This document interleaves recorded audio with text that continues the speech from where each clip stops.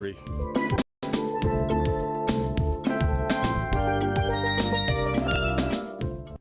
know you're tired of long lines at the grocery store, especially with so much on your mind and so much to do. The Cable is giving you a chance to avoid the hassle.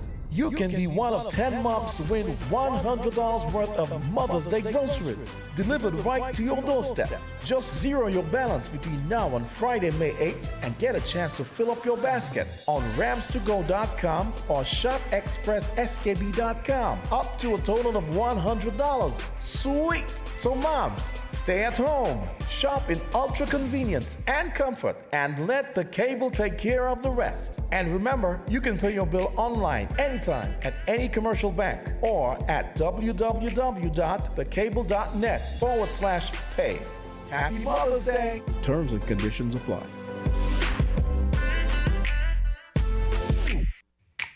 Maybe it's the way the brilliant gold liquid reflects our sunshine, or how the bright blue of its label mirrors the clear Caribbean skies overhead.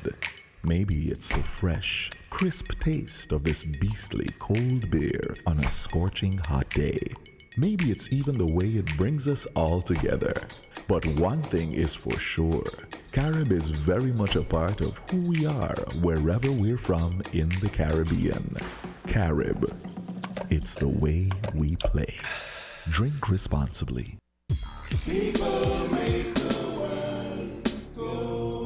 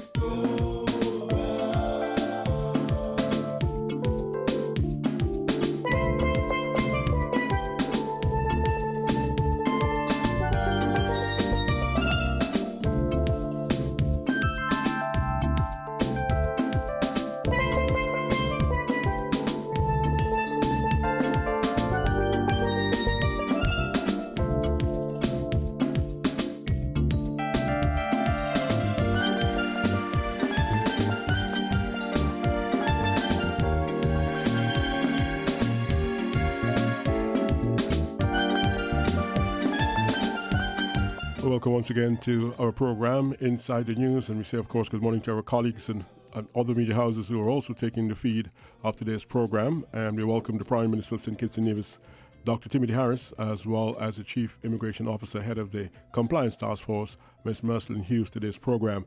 As is our tradition, we'll begin with an opening statement from the Prime Minister and Ms. Hughes, and then we, of course, have some questions and answers, and we'll take your calls as well.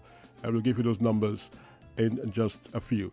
Good morning to you, the Prime Minister of St. Kitts and Nevis, Dr. Timothy Harris. Good morning, sir. Good morning to you, Mr. Bacchus, and good morning to all those who are listening and viewing this particular informative program, where over the last couple of weeks we have been able to provide very helpful information to the general public with regard to this deadly pandemic and where we are at as a country. This week we are hoping to do the same. And like you, let me begin by welcoming one of our senior public functionaries, our Chief Immigration Officer, Ms. Mercelyn Hughes, and to thank her for her leadership. She is here in her dual capacity, in that capacity, and in the context of the National Emergency Operations Center, the NEOC. She heads the compliance section of that unit, and she will, of course, give the public a sense of what that unit does. But it is very important work as we continue to return the country slowly but surely, cautiously, to a state of near normalcy.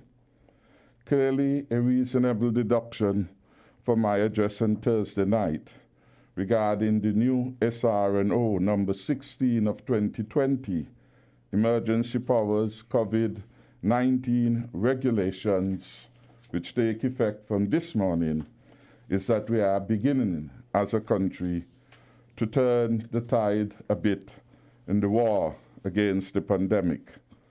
And while we battle with the invisible enemy, the novel coronavirus, we should, of course, as a people and country, never become complacent or triumphant. History indicates that it was the second surge in the 1918 Spanish flu that was most devastating in terms of life loss. Indeed, we are advised that in the context of that 20th century pandemic, 500 million people were infected, and it is estimated that between 20 to 50 million persons died. So that is a significant history which we will not want ever to repeat. And the story as to how countries lapse or their restrictions, thinking that they had turned the tide, and then to have a second wave is one, of course, which we are reminded of each time. We need to follow the health guidelines, even when it appears that all is well, all may not be. And so by faithfully following the guidelines from the health department, from the police, we could, of course, save lives. Around the world, as at yesterday, Friday, 3 p.m., we are advised that about 3.7 million persons have been tested positive. I think in the international news this morning, the figure had already increased to about now 3.8. And that 259,474 have died as at 3 p.m. Friday, May 8, 2020. I've been careful to give the dates and time because it is a rolling, as it were, target. The variable, it is a variable, and every hour, every half an hour, the stats change. So for precision, I've given the time of my statistics. I would say that we have been lucky. In other words, God has been good to us here in St. Kitts and Nevis, because as we speak, we have no recorded deaths associated with COVID-19, no admissions at this time on account of the coronavirus in our hospitals, and those who have been tested positive are recovering nicely. So we want to give God the glory, and we hope that all of us as a people and country will continue to work hard to preserve lives. In all our measures, we have relied faithfully on the advice from our health experts, in particular the medical chief of staff and the medical chief of staff and the chief medical officer. We have also, of course, listened to the Commissioner of Police, because again, in the fight against pandemic, the security forces loom large. They have to be here and there, everywhere, monitoring, maintaining law and order, ensuring that the regulations are being complied with. So I want to thank them all. The NEOC members, and of course, we have had good advice from the ordinary citizens of St. Kitts and Nevis. Their wisdom in this matter has been powerful and insightful. And so we are learning as we go from a wide cross-section of the country. The country at large has expressed its debt of gratitude to Dr. Laws, the Chief Medical Officer, and Dr. Wilkerson, and indeed the entire community of public officers who have been working 24/7, as it were, to assist our country in this its moment of greatest need. Indeed, the pandemic has proven brutal in its consequences upon all countries, whether it is the most powerful country economically, such as United States of America, or it is the United Kingdom, or it is Italy. In every region, this has created major destabilization in the country, and the Caribbean region really is no exception. We are now beginning not only to feel the health impacts, but we are also now in a situation where we are feeling the economic impact as we try to grapple with the significant displacement of our tourism plant in general. I reiterate the support and gratitude not only of my cabinet, but from all the people of the Federation, to the public service officers who have really come through for us, the doctors, the nurses, the security personnel, and they have always been part of the frontline response. But there are other persons who are in the line, whether they are in the middle or the back of the line. Their service and support are equally instrumental in this fight. So this morning I want to remember the workers in the supermarkets who have ensured that we have been able to get a meal, those at the banks and the money service providers who have been very helpful. We want to mention our farmers and fishers who have stepped up in the context of our food security needs. And as I travel through the country and through the alleyways and byways, I've seen abundant supply of carrots, sweet potatoes, white potatoes, onion, and seasoned peppers. And so I want the farmers to know that the country appreciates that they have been there providing food, and the government certainly appreciates their efforts. The government appreciates their effort, and in this regard, the Department of Agriculture had started a program of providing free seeds and seedlings to many of the farmers, harrowing their lands free of cost. This, of course, will continue.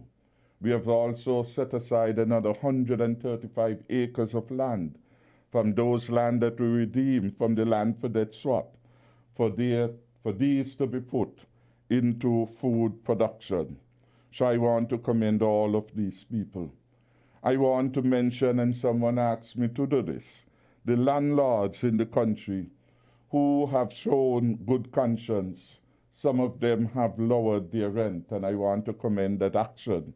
And I hope that they will do so as long as it reasonably is required.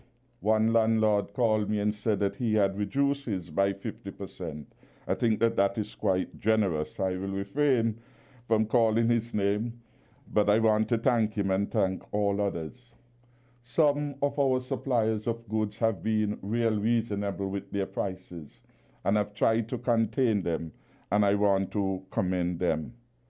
Without the ports, the activity at Scasper, of course, we will not be able to receive cargo ships and essential supplies, so I want to thank all those workers, the CEO, Mr. Dan James, and of course, persons like Milo Box and all others who have been there. And in the bit of commendation, I can't leave out the prayer warriors, wherever they are, who have bent their knees before our God and invoking his divine protection upon we the people of St. Kitts and Nevis and the Caribbean. Indeed, if we are to beat the virus, we have to have all hands on deck, and everyone can do something positively to ensure we minimize the probability of transmission of the virus. Very quickly, with respect to the new regulations, today and tomorrow are 24-hour lockdown days, and we want everyone to observe them. If there is a specific reason for which, compelling reason, you have to be out, of course, you can always get permission from the Commissioner of Police or his agents. So I just want to remind persons of that. We have had some calls from persons who seem to have long waited to get back on the beaches and to do so in constructive ways. We know that our beaches are part of some of our most beautiful natural assets, but we want people, as they go back, to observe the new norm.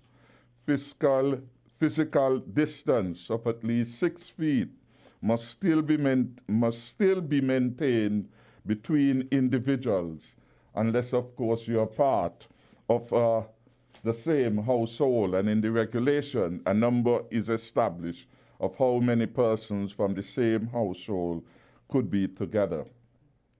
I want to emphasize and emphasize that there should be absolutely no beach parties and no beach picnics.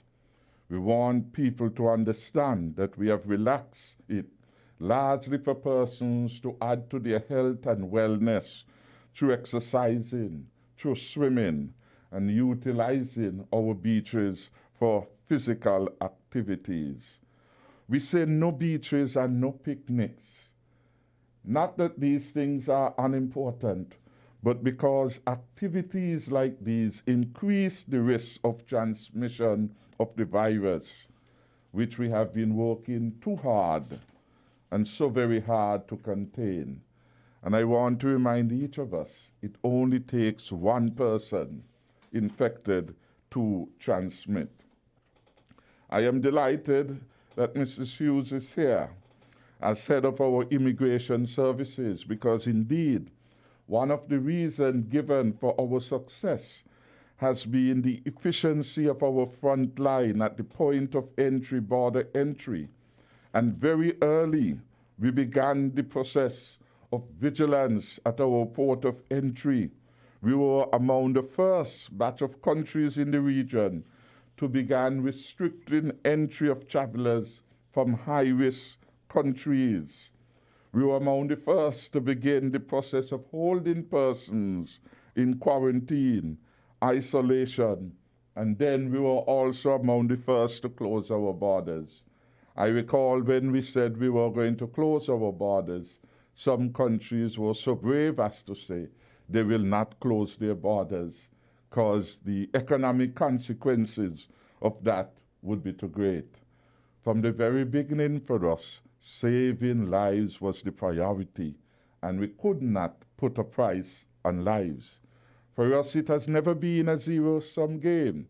Either open the economy or the health. Both must go hand in hand, because we need a healthy people to drive our economy. And equally, as the economy gain its vitality and viability, we have the resources to further expand and the provision of health services for our people. So both are not in conflict. The two must reasonably be advanced together. And that is why, even as in Regulation now 16, we are doing more relaxation. For example, from Monday, we are on a 5-day week. Monday, Tuesday, Wednesday, Thursday, Friday. You have limited business operations, which mean more persons will be working.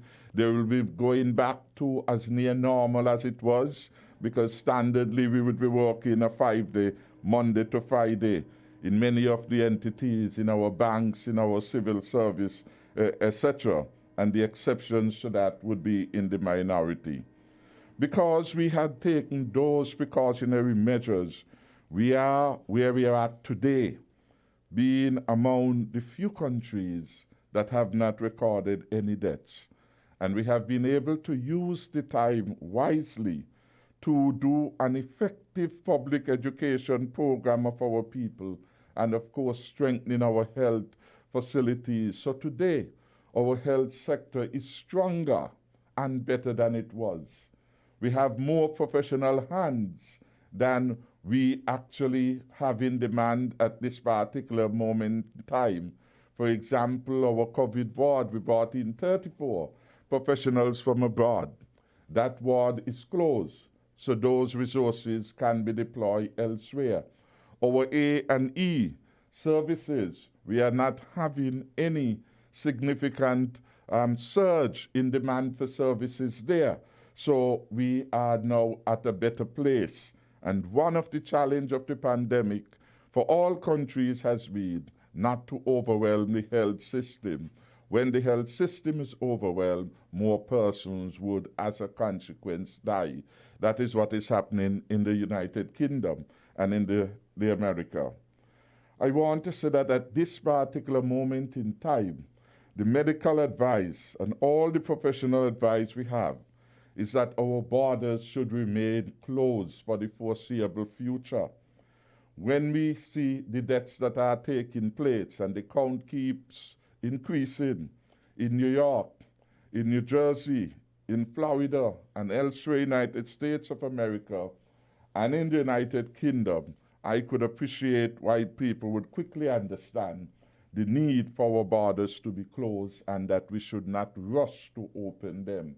Recall our first cases, and all our cases by and large have been imported, the result of persons who have traveled and who came back in, and as a result we had the particular cases which turned positive. Opening our borders prematurely would put at risk all our collective efforts to date and will bring much pain. And therefore, at this particular moment in time, that is not on the books. And so I want again to ask for the cooperation of all. While so far so good, we still have 50 plus persons in quarantine, and we do not know what the outcome of those would be. These largely form the student body that we brought in from Jamaica. So again, we cannot go too hurriedly to take actions that would create a state that is too difficult for us. My final point by way of introduction is to recognize that tomorrow, Sunday, will be Mother's Day. And I want to say Happy Mother's Day to Mrs. Hughes since she is right here. And I want to pay tribute to all mothers and grandmothers in our federation. I recall my mother, when she was alive, she showered me with unconditional love and protection. And I will forever be indebted to her for all the considerations that she had given me. I have two daughters myself, and so I must extend Happy Mother's Day to each of their moms. Their mothers have been really excellent examples to my children, so I commend them. And someone asked me to recall and to commend especially the mothers in our country who are fathering their children. That is, they are playing the dual role in the situations where they are absentee fathers or fathers who had become careless in shouldering their responsibilities. So to all of you, for your love, your hard work, and your sacrifices, even in and especially in the turbulence of COVID-19, I want to say thank you. Thank you for continuing to protect and care and provide for everyone else, because that's really what mothers do.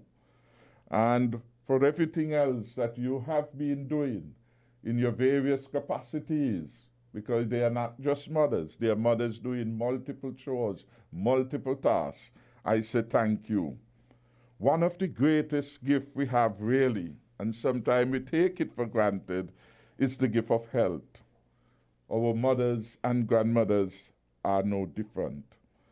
And this Mother's Day come at a unique time of COVID-19. I say one of the best gifts any child can give to the parent now, in particular the mother, since we are commemorating her day, would be to do everything you can to avoid the risk of your mother catching this very dangerous disease. The sad news to that end is that in the new norm, distance and space are expressions of love. In a manner of speaking, it is like saying, I love you so much, Mom, that I wouldn't come close because I don't want to transmit the virus if perchance I have it and I don't know. Luckily, technology, while imperfect, can compress the distance. So this year, perhaps, a telephone call to the mother or grandmother we do, a video call with her. And some people are better than I am at the technology, so Skype and Zoom can also come too. Whatever we do, we should avoid unnecessary physical contact or proximity. We could not disguise that there is a major threat and pandemic. The elderly are more vulnerable, and part of the answer to it in the absence of a vaccine is that we must observe physical and social distancing. Our mothers and grandmothers, of course, are precious to us, and we must do all we can to protect them, just as they did when we were children. Indeed, it doesn't mean that because we cannot visit them, we love them any less. I hold the view that love and our love for them must be securely and safely anchored in our hearts. So in closing, while the COVID-19 has posed a significant challenge to the future, as a government we are still committed to a better, safer and stronger future for all the people of St. Kitts and Nevis. Let us not give up on that future. Working together as one people, one destiny, we will achieve it. Thank you very much. And thank you very much, Prime Minister Dr. Timothy Harris. Let's go now to Ms. Hughes. Ms. Hughes, good morning to you. Good morning, Mr. Bacchus. Good morning, Prime Minister, and all those who are listening or viewing at home and abroad. My role today is to speak on the roles and functions of the National Emergency Operations Center COVID-19 Compliance Task Force, which began operation here on the 20th of April 2020. This task force is mandated to ensure that businesses within the public and private sectors adhere to the guidelines outside in the Emergency Powers Regulation, statutory rules and orders, beginning with number 14 of 2020, and any other regulations going forward. The new SRO number 16 of 2020 commences today, Saturday 9th May, until Saturday, May 23rd, 2020. Our purpose is to ensure that businesses and public transportation, including buses, taxis, and ferries, comply with the health and security measures outlined by the Government of St. Kitts and Nevis on the advice of the National Health Operations Center and the National Emergency Operations Center to ensure the Federation remains a safe and healthy place to live, to work, and to do business. The objective is to ensure strict adherence to the regulations outlined in the various SROs on the relaxation of businesses to operate during the days of limited operations. Starting next week, those days will increase to 5, Monday to Friday. The task force is made up of officers from the Royal St. Christopher Nevis Police Force, the St. Kitts Nevis Defence Force, the Customs and Excise Department, Fire and Rescue Services, Environmental Health Department, Consumer Affairs, and the Labor Department.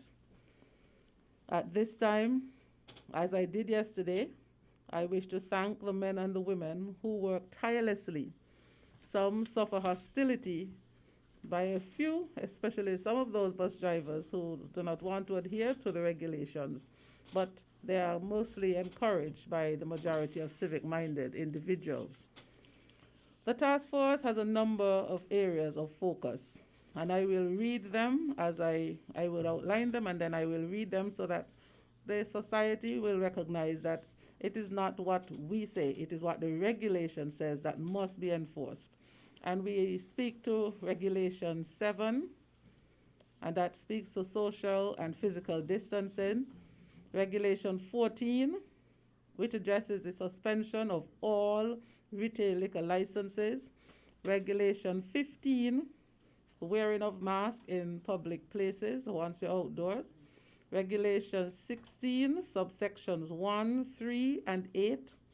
Regulation 17, which speaks to the hygiene protocols Regulation 18, that speaks to the power of the COVID-19 task force, and Regulation 19, which speaks to the penalties, which can range from $5,000 or 6 months imprisonment or both.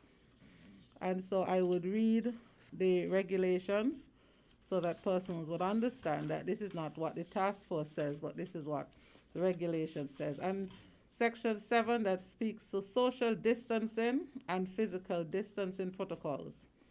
Any establishment that is permitted to operate pursuant to the provisions of these regulations shall make the necessary arrangements to facilitate social distancing and physical distancing, and shall A, ensure that all customers and staff maintain physical distancing of at least 6 feet in or outside of their business, if in a line to enter the business. B, determine the total number of persons that may be permitted in the establishment at any one time by permitting one person for every 30 square feet of store space.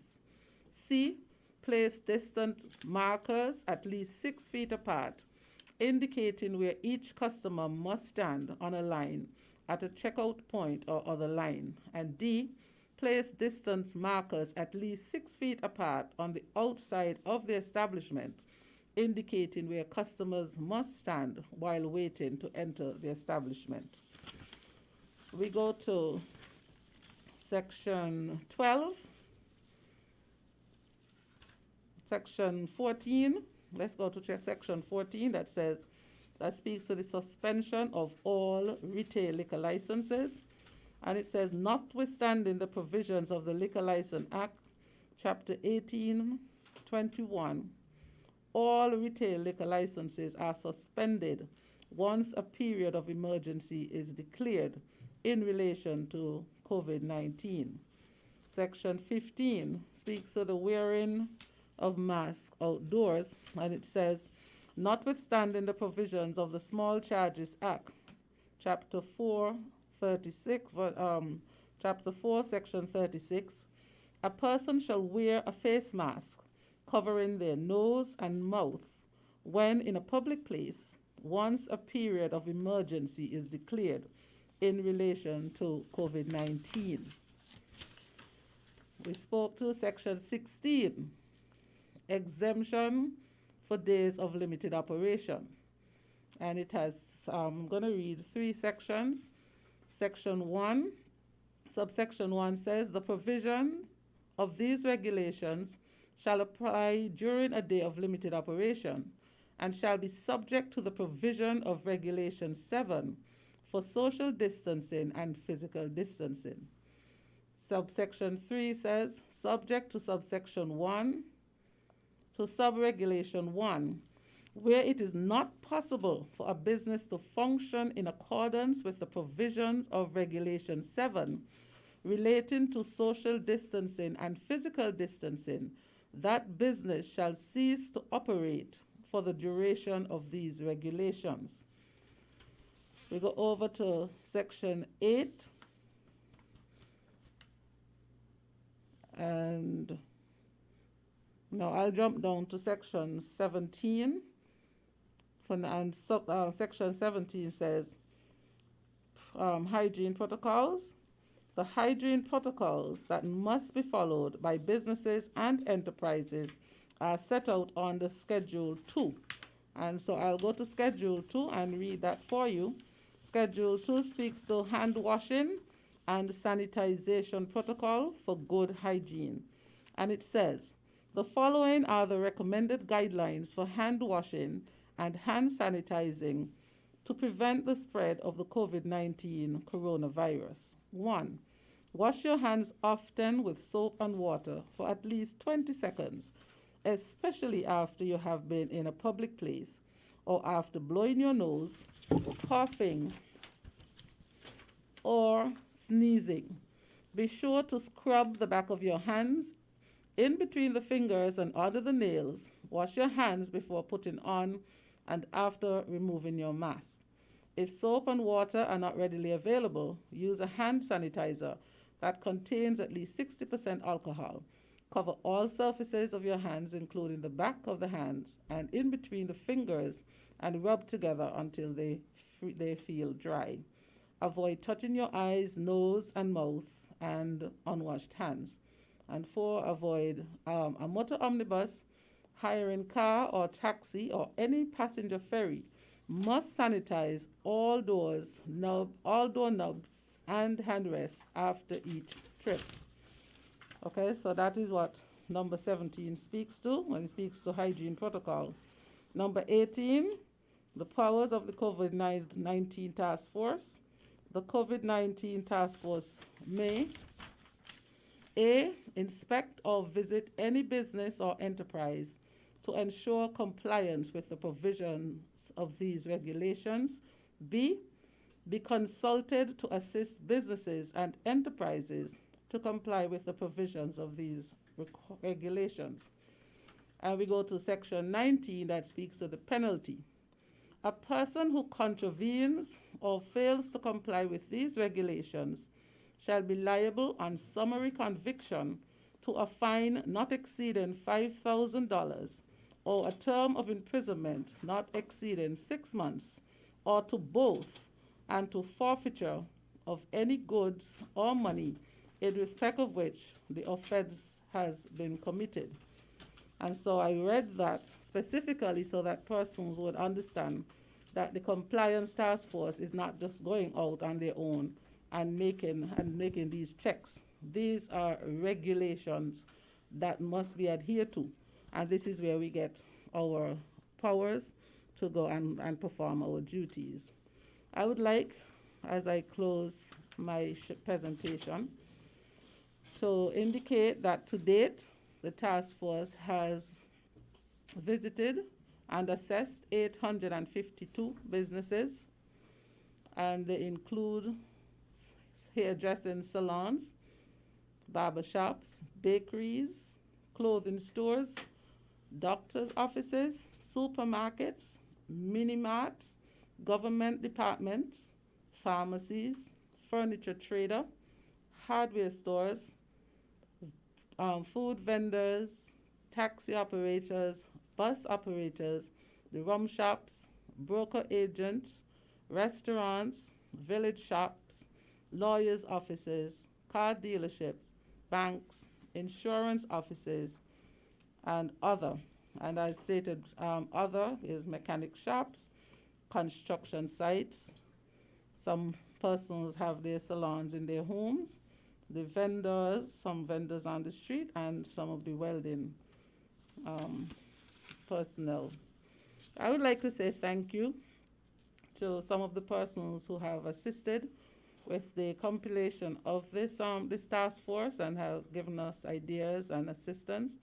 Mr. Kennedy De Silva, the Controller of Customs, Sergeant Sophia Henry, who is the liaison officer to the team, Mr. Osbert Franz of the Customs and Excise, Mr. Abdias Samuel, our chairman of the NIAC, Mrs. Langley Stevens, the deputy chair of NIAC, Dr. Hazel Laws, our CMO, Ms. Ophelia Blanchett, Ms. Kebas, Mrs. Petty, the Chamber of Industry and Commerce, who encourages their membership to adhere to the guidelines and protocol, and that has helped us quite a lot because hearing it from them, their members are really, we have very little infringements from their membership, and I have to say thank you to them. The Taiwanese Embassy for translating the regulations to Mandarin, which enabled our task force to issue a copy to every Chinese business on the island. And so we must say a special thank you to them because immediately I asked, they responded, and we got it in a very quick time. Special thanks to everyone else who would have helped in the creation of this task force. I would like to end by saying, flattening the curve in the Federation was no easy task, and we should not rest on our laurels. The virus does not discriminate. It does not see party, political colors, or religious preferences. It is evil, it is vile, and we must do everything within our powers to defeat it. We are a praying community, and we recognize that prayer works. Let us be mindful of our surroundings in the workplace, at the supermarkets, or other establishments where we have to interact with people. We come from different homes, different environments. We shouldn't need to have law enforcement or the compliance team telling us to wear our mask in public. We shouldn't need them to tell us that we must maintain social and physical distances. We must take responsibilities for our own action because we want to be able to come out of this, and we need our country to return. We talk about the new normal. It will take us a long time to get used to it. So we recognize wearing the mask is difficult because, as you see, I have to be pulling mine all the time because my glasses tend to get clouded. So I'm just saying, a lot of these things are new to us, but we can do it if we just keep practicing and practicing.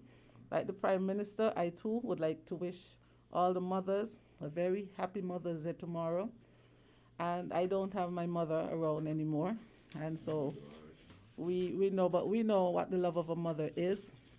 And so we give thanks for those of us who have lost our mothers, and for those of you who have your mothers, to make the best of the resources that are available to reach out to them tomorrow, to the grandmothers as well. And as we've heard from Dr. Harris and Dr. Laws, and Dr. Wilkinson said it yesterday, the best gift that some of us may be able to give to them is that gift of health, by not going and contaminating them with, as this, the virus, it doesn't have a face. It does not always manifest itself through coughing or sneezing or any of those.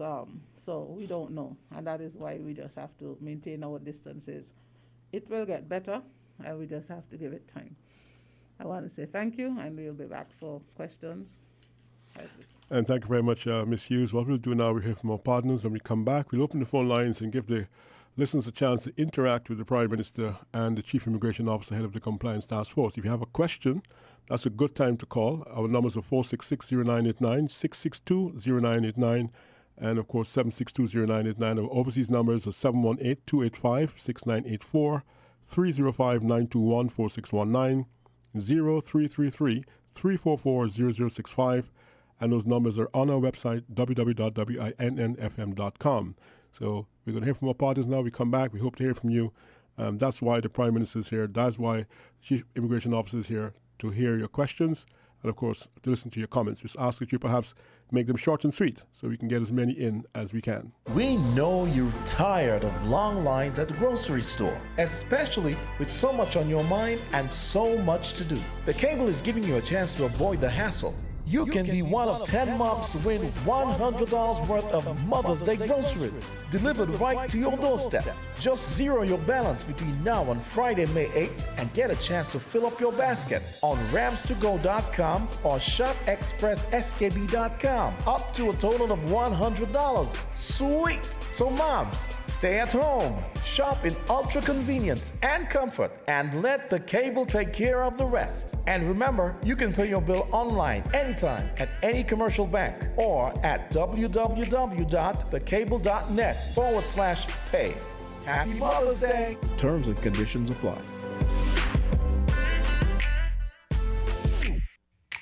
Maybe it's the way the brilliant gold liquid reflects our sunshine, or how the bright blue of its label mirrors the clear Caribbean skies overhead. Maybe it's the fresh, crisp taste of this beastly cold beer on a scorching hot day. Maybe it's even the way it brings us all together. But one thing is for sure, Carib is very much a part of who we are wherever we're from in the Caribbean. Carib, it's the way we play. Drink responsibly. All right, good morning. You are live on the air with the Prime Minister of St. Kitts and Nevis, Dr. Timothy Harris, and the Chief Immigration Officer, head of the Compliance Task Force, Ms. Mercelyn Hughes. You are live. Go ahead, please. Good morning. Good morning. Good morning, Mr. Bacchus. Good morning. This is Nurse Garnett calling. Hi, Nurse. How are you doing? I'm good. I'm glad I'm first because I just want to say, the Honorable Prime Minister, good morning. Good morning, Nurse. Lovely to hear you. Yes, I said, let me be the first to call in. To God be the glory. Great things he has done. I was so pleased yesterday when I heard that there were 13 recoveries. And I give God all the praise and all the glory. I thank God for the wisdom that he has given, not only to you and the cabinet, but to also all those who are involved.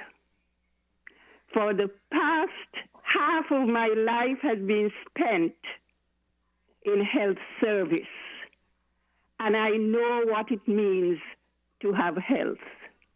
I have seen illnesses of all kinds. I have seen sufferings of all kinds, and no one wants to suffer. And what I want to say this morning to my good people is that obedience, it's better to obey than to sacrifice.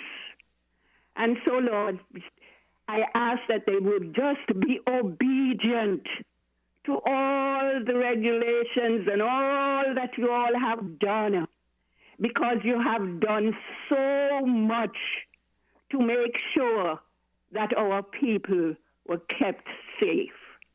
And so I want once again to ask them to count their blessings and to name them one by one.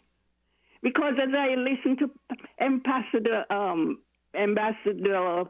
Powell, and he says he listens to all of the stations in the UK, in the USA, in Canada, and when we see and hear what is going on, and we know what is going on in St. Kitts, we have to say, to God be the glory. Look up and praise God and give him thanks for those that are set in authority. To you and the cabinet, and to you, Miss Hughes, and for all the security officers, and to Nima, and to all who have come in and give a helping hand. We say thank you. And again, keep praying. Don't slacken up, because this thing, we have seen where places have begun to slacken up in Texas. They're regretting what they have done to slacken up. So please do not slacken up. Be on your guard. And in everything, continue to give God thanks and give him all the glory. And in closing, I want to wish all the mothers and grandmothers a happy Mother's Day. And be safe and keep praising God and giving him thanks in all things. May you all have a blessed day. And thank you very much for calling, Nurse Garnett. We do appreciate your comments today. All right, our phone lines are open again. We seem to have missed the caller. Do call back, 466-0989, 662-0989, 762-0989. Our overseas numbers, of course, 718-285-6984. Back to the phone lines we go. Call you live and on the air with the Prime Minister and the Chief Immigration Officer. Go ahead, please. Good morning, Mr. Bacchus. Good morning, Mr. Brown. And good morning to the panelists here. Good morning. Carl Brown here. Good morning to the listeners home and abroad. Mr. Prime Minister, I must say to all who are involved, including the whole entire federation, and even our folks in the diaspora, they are helping in their own way, in so many ways that we may not see it up front. But Mr. Prime Minister, you may be able to explain that to the nation, that we have the people in the diaspora who are doing the bit to assist us back here. And we all together are doing a good job. But Mr. Prime Minister, the question to you is, we know that we have people in the private sector who are working what we would say steady or full-time. People in the government service working full-time. Now, Mr. Prime Minister, the public out here is concerned that you would have a number of persons that have sideline jobs, in the tourism industry, hotel industry, and all of that. All of those areas which are down at the moment from the COVID-19. Do they have the right to put in for the stimulus package, seeing that they're in a full-time job? And because they are not doing that sideline work anymore, we are understanding, and people in the public is concerned that they are putting in application to collect that sideline money. Do they have the right to claim for the stimulus package on the side? Because I said no to a number of persons, and the vets, I tell them they're not supposed to claim for it because they are in a full-time job. The other thing, Mr. Prime Minister, people having a number of concerns that online, a number of these things that saying apply online, and they are saying when they apply online, they are being locked, put it this way, locked out. So that is why you have the long lines at Social Security, at the Labor Department and things, because people are saying that they are not getting in. Those are my questions, sir, and if you could answer those for me. Mr. Bacchus, yes, sir. Before I go, the people in St. Peter's are complaining that they're not getting Win FM for over a year and something now. Okay, so thank you. please to work on that for the people in St. Peter's. Okay, thank you. Thank you, Mr. Brown. I wish you told me before, man. It took a whole year to tell me, man. Oh, man. Anyway, let's go back to the phone lines.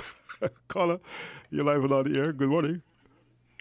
Good morning, Mr. Bacchus. Good morning, Mr. Bacchus.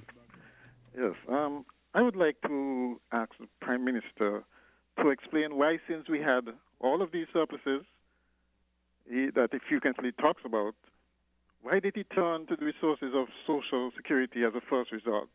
After all, Social Security was not intended as an unemployment fund. And we don't know what will happen with the virus and its fallout, but there's no excuse for not planning for multiple scenarios. And shouldn't part of the preparation for those scenarios, for instance, a second wave if it comes, is to share how the government plan to manage those scenarios? I mean, you could, for instance, tell us if there's no community spread, no known cases, all the cases are in isolation or recovery, that you can use that as a yardstick that will tell us that, well, the economy, the local economy at least, will be reopened. And can we say that a decision to reopen our borders will be based on the experience of our neighbors who are opening theirs in advance, okay? So at this time around, we should know when to immediately act if we find that they start contracting cases, and not wait and procrastinate like we did in the close down of our borders the first time, when we essentially just waited for the airlines and the cruise lines to quit on us. Those are my questions. Thank you very much, Mr. McMahon. And of course, our telephone numbers are 466-0989, 662-0989, 762-0989. Our overseas numbers are 718-285-6984. We go back to the phone lines. We're trying to get as many questions in as we can. Of course, we're going to break for the headline news, but you will get responses. The Prime Minister's taking a note. Ms. Hughes is taking a note as well, and I'm keeping a little notepad here too. You're live and on the air. Good morning. Thanks for calling. Good morning. Good morning. Yes, my question to the Prime Minister. I want to know if it's for the poor people or because he's killing the small businessmen. Now, if you want alcohol to be selling from the small businesses, why not just shut down the breweries, them, tell them they can't sell Guinness and beer and whatnot? And he has to understand that the small businessman, them, they survive off of selling the little thing, them, the drinks, them. Because they got a small little thing and people hardly come buy food stuff. Next question, when he had the lockdown, he let us go out for 2 days up by cash and carry go shop. The Chinese killing out all the small man them. They're buying up everything. Everything they're buying up. We ain't getting a chance to buy nothing. So when he say for the small man them, I would like to know which one. And the last question is, we don't pay social. And up to now we can't get with social money. We don't sign up, we went online, we end up calling them, and they say we're in a long way. We pay social and we can't get. So how are you supposed to survive when men have no money? That is my question for please.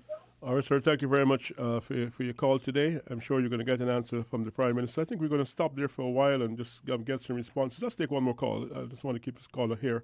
Caller, you live and on the air. Go ahead, please. Good morning, Mr. Bacchus. Yes, good morning, sir. Mr. Politics? Good morning. Yes, good morning.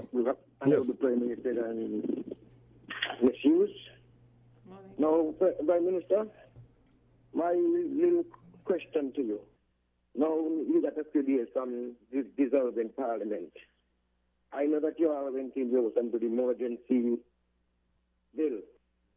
Mr. Prime Minister, there's a lot of people out there song and dance saying after the 14th, you ain't going to be the Prime Minister of this country. And whatever going to happen and this going to happen and all everything will take place. I just wanted to let the people know what will take place under the emergency act of this COVID-19 pandemic. Because, you know, some people, they don't listen. And they went with a really wrong idea. So, Mr. Prime Minister, I just want to commend you and your cabinet. You are doing a wonderful job. Mr. Hughes, I want to commend you too. You're doing a wonderful job in the immigration office. And I just want to commend Mr. Wilkinson and Miss Gislard to commend the job they are doing to combat this COVID-19 from the Federation of Syndicated News. Very flatten it. That's the most important thing. Mr. Prime Minister, Mr. Bacchus, you all have a wonderful day. God bless.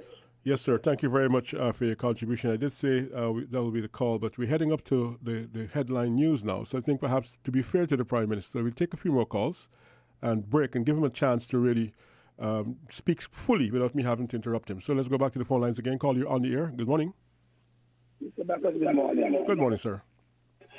How are you? Well, we're giving thanks. Okay, great. Let me give the Prime Minister a little bit of advice. My name is Austin Coker. Mr. Prime Minister, do not allow nobody to pressure you, but no rum. Straightforward. Do not allow nobody to pressure you, but no rum and no retail rum selling. Because when you're drunk, you do more stupidness than when you're sober.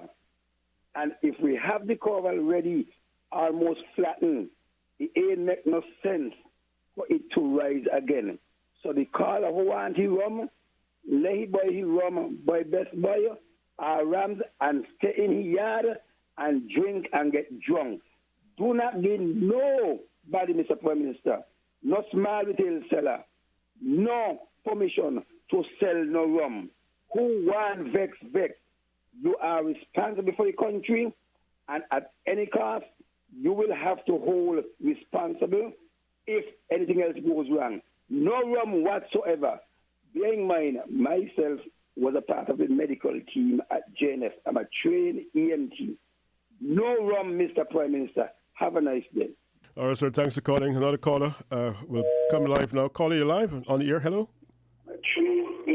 Hello. Yes, you're live. Go ahead, please.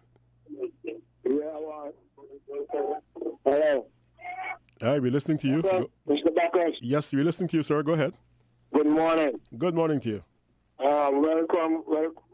I'm glad to speak to the Prime Minister. I want to go by the office. I can't get to see you and different things like this here. I want everybody to know in this federation, which is James Davis, I want every single person to know to congratulate that Prime Minister that we have. That Prime Minister that we have.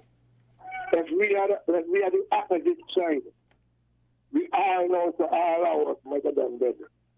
But sure, we have intelligent and a good accountant, doctor of accountant, and so forth. A man who know how to do business and so forth. The country is really so close. The agent is going up left, right, and stand up, and different things like this. Yeah. At this present moment, I never see a Prime Minister so care about people's health more than you. I want to congratulate Ms. Hughes. I want to congratulate Ms. Lars. I want to congratulate Dr. Wilkinson. I want to congratulate the man from Nemo and things like this here. I want to congratulate all the ministers of cabinet. One reason why. When you have a good man, don't let him down. Push him forward. Because the more you push him, the better it is. I ask him God to guide that angel that he sent to this federation. Let the Lord be with you all. Good program, please. Thank you very much for calling. And we want to thank our callers. We're going to bring you the headline news now. The Prime Minister will be back with a statement, I'm sure, when we restart after the break. And we'll get the answers to your questions and your comments. I know the Prime Minister always looks forward to Mr. McMahon's call, which helps his blood pressure. And then we're going to get some action when we get back in the second half of the program. So we'll see you then. You found the sound. 98.9. Win FM. We now bring you the Win FM Headline News. The Win FM Headline News is brought to you by Caribbean Alliance, KDP Enterprises, The Grange, Carib Brewery, CNC Trading.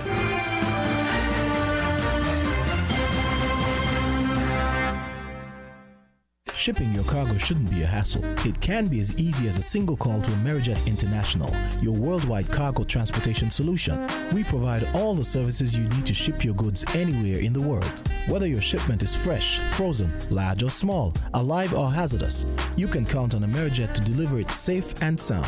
Amerijet International, by land, sea or air. We get it there.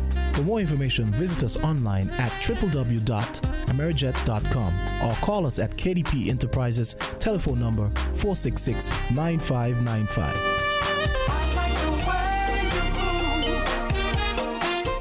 Did you know that the Grange Healthcare Facility is the first purpose-built non-governmental healthcare organization on St. Kitts, offering 24-hour nursing, therapeutic, and residential care for older adults? It's situated at Otley, 7 miles east of Vastair in beautifully landscaped surroundings. The Grange has a team of highly trained professionals and provides care that's rated as being comparable with UK and North American standards. The Grange offers varied accommodation to suit your individual needs, and our all-inclusive packages make the cost of care per hour the most competitive on the island. Services include convalescent care for all ages, daycare facilities for older adults, rehabilitation services, and training and continuing education for healthcare providers. For more information, call 466-5525 or 465-8020, fax 466-8221, or email thegrangehealth@gmail.com, or visit our website at www.grangehealthcarefacility.com. Maybe it's the way the brilliant gold liquid reflects our sunshine, or how the bright blue of its label mirrors the clear Caribbean skies overhead.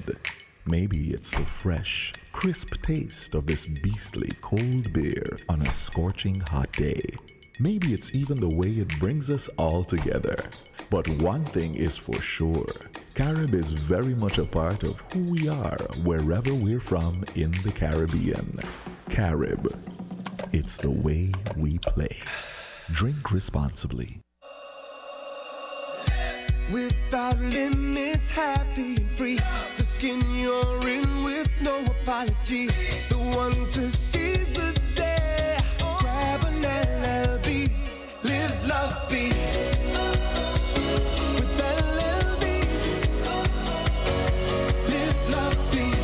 Live, love, be. Be who you know you can be. Grab an LLB. Live, love, be. Angostura, lemon, lime, and bitters. Live, love, be. Protect your lifestyle with Caribbean Alliance Insurance.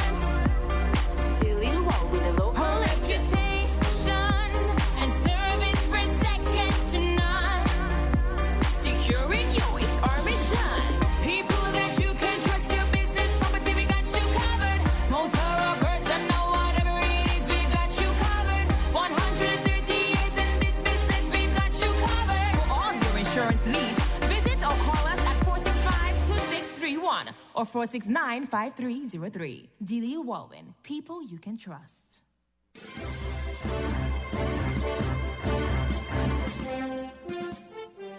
The Organization of Eastern Caribbean States, OECS, is assigned a Category 2 rating by the Federal Aviation Administration, FAA.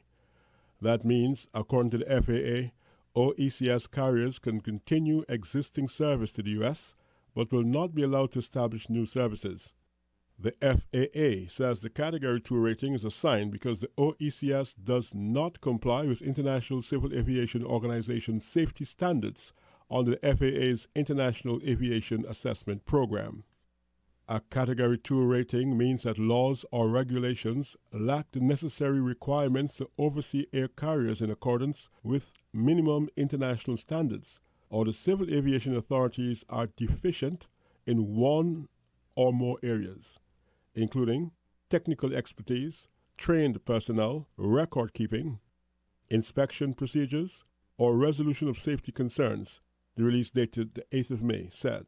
At Newstime Saturday morning, the Eastern Caribbean Civil Aviation Authority, which provides aviation safety oversight for OECS members Antigua and Barbuda, Dominica, Grenada, St. Kitts and Nevis, St. Lucia, and St. Vincent and the Grenadines, had not issued a statement on the matter.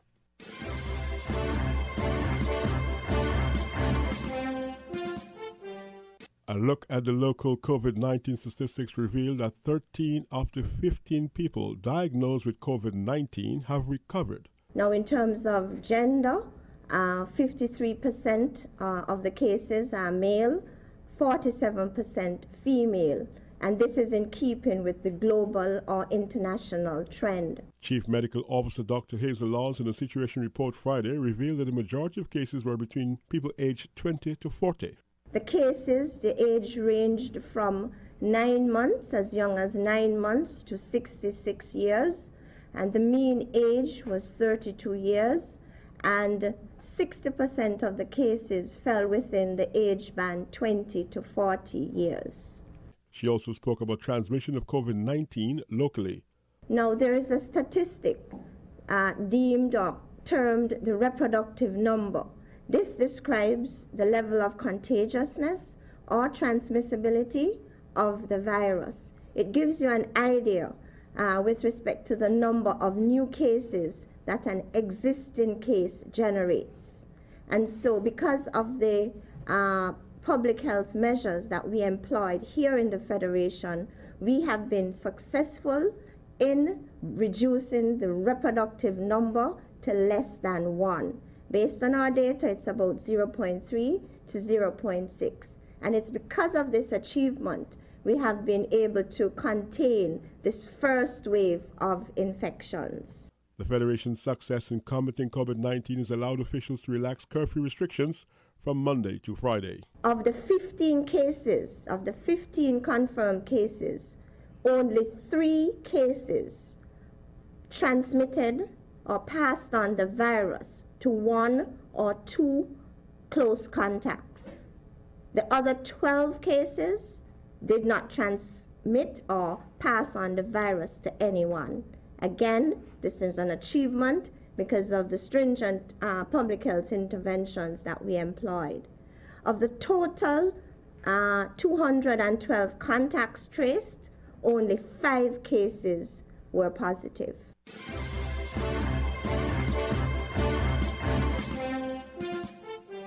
The Chief Immigration Officer and Head of the Compliance Task Force, Ms. Mercelyn Hughes, offered this report on the work of the task force charged with ensuring compliance with guidelines outlined in the Emergency Powers Regulations. The purpose of the Compliance and Enforcement Task Force is to ensure that businesses and public transportation, including buses, taxis, and ferries, comply with the health and security measures outlined by the government of St. Kitts and Nevis on the advice of the National Health Operations Center and the National Emergency Operations Center to ensure the Federation remains a safe and healthy place to live, work, and do business.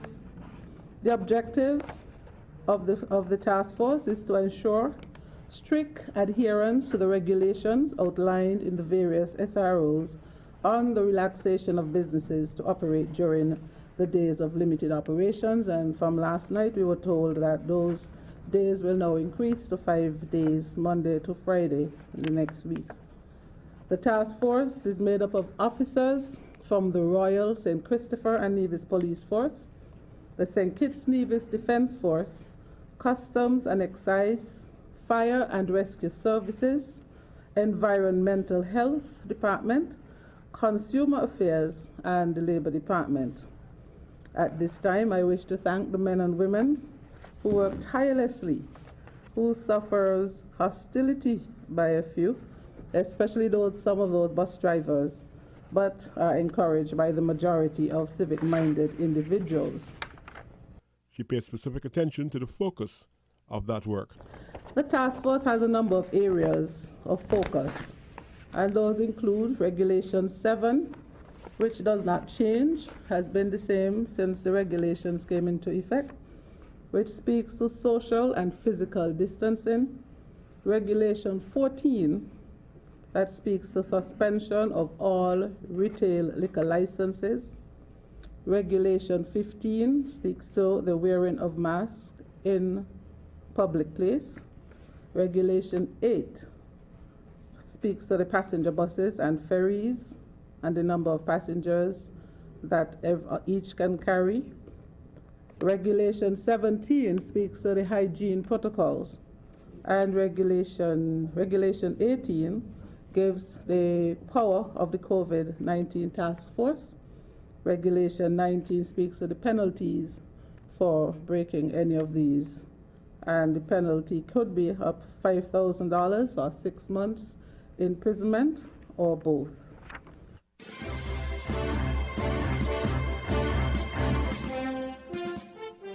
Ensuring local food available on the market during the pandemic is the main focus for the Department of Agriculture currently. That is the word coming from Director of Agriculture on Nevis, Randy Elliott, who says systems were put in place on the island early to prevent a fallout from the COVID-19 virus. In Nevis, we would have put some things in place very early, as in mid-March, as to assist our farmers as it relates to the COVID-19. We would have had a meeting early March with all our farmers in terms of what are the needs, what the department can assist with, and how can farmers and the department partner to ensure that we have food for the people of Nevis and the Federation to an extent. We put together a document that we call Securing Food for Our People Stimulus, where, as it relates to crops, we would have identified some 15 crops that would have like our farmers to be focusing on. The crops he mentioned include butternut squash, tomatoes, melons, corn, and cucumbers. Thus far, we would have those crops issued to our farmers in the 4th week of March, those 15 crops, and we selected the crops based on imports, and the volumes were selected based on production and imports. That in the event that there's no import coming in, our people should be able to have food. Our farmers are very receptive of it, I must say.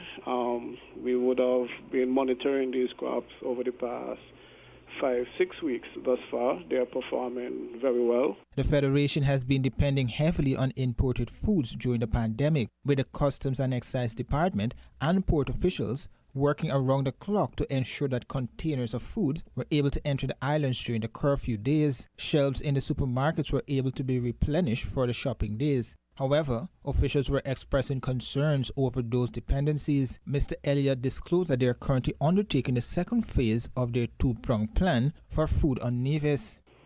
The department also would have assisted farmers already as it relates to labor in terms of going on the farms, ensuring the crops are properly managed, weed, helping farmers to spread the crops and so forth. We also would have did quite a bit of work as it relates to land prep for our farmers also to ensure that their lands, the productive lands, are up and ready. So we would have done phase 1 of our stimulus package, and now we are into phase 2, where we started to distribute seedlings again to our farmers. We also would have reached out to persons in the backyards and would have issued seeds to persons' households. Thus far, we have close over 800 households would have benefited from seeds issued by the Department of Agriculture during this time. Director of Agriculture in the Nevis Island Administration, Randy Elliott.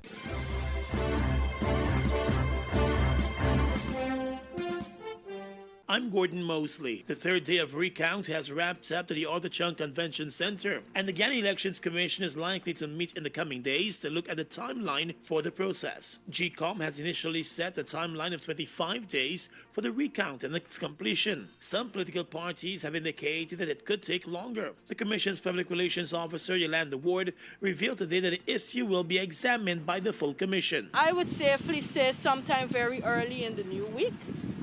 This would give us a gauge as to some of the issues that the Commission would have had to resolve over the course of the past week, to really have a proper analysis as to the series of the flow of things, how we're moving, the rate in terms of the boxes being counted.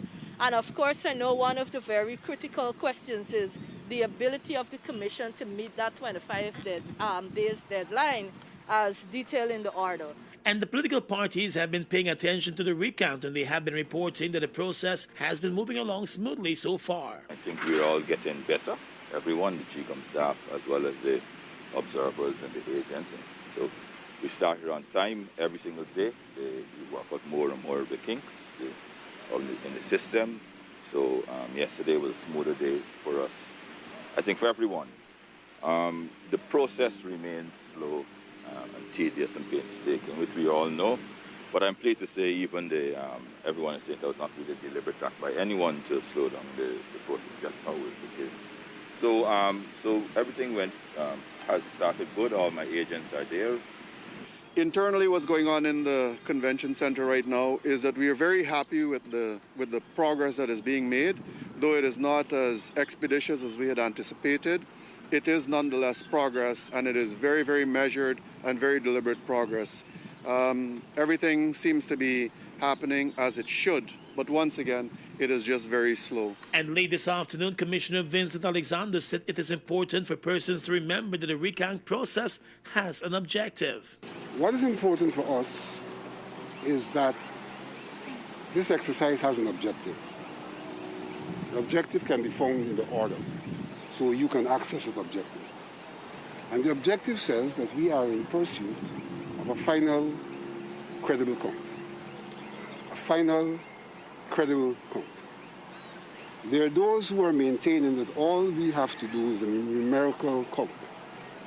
A numerical count in itself will not respond to the objective of credibility. The recount will continue throughout the weekend. There are no off days for the process. The tabulation process has also started.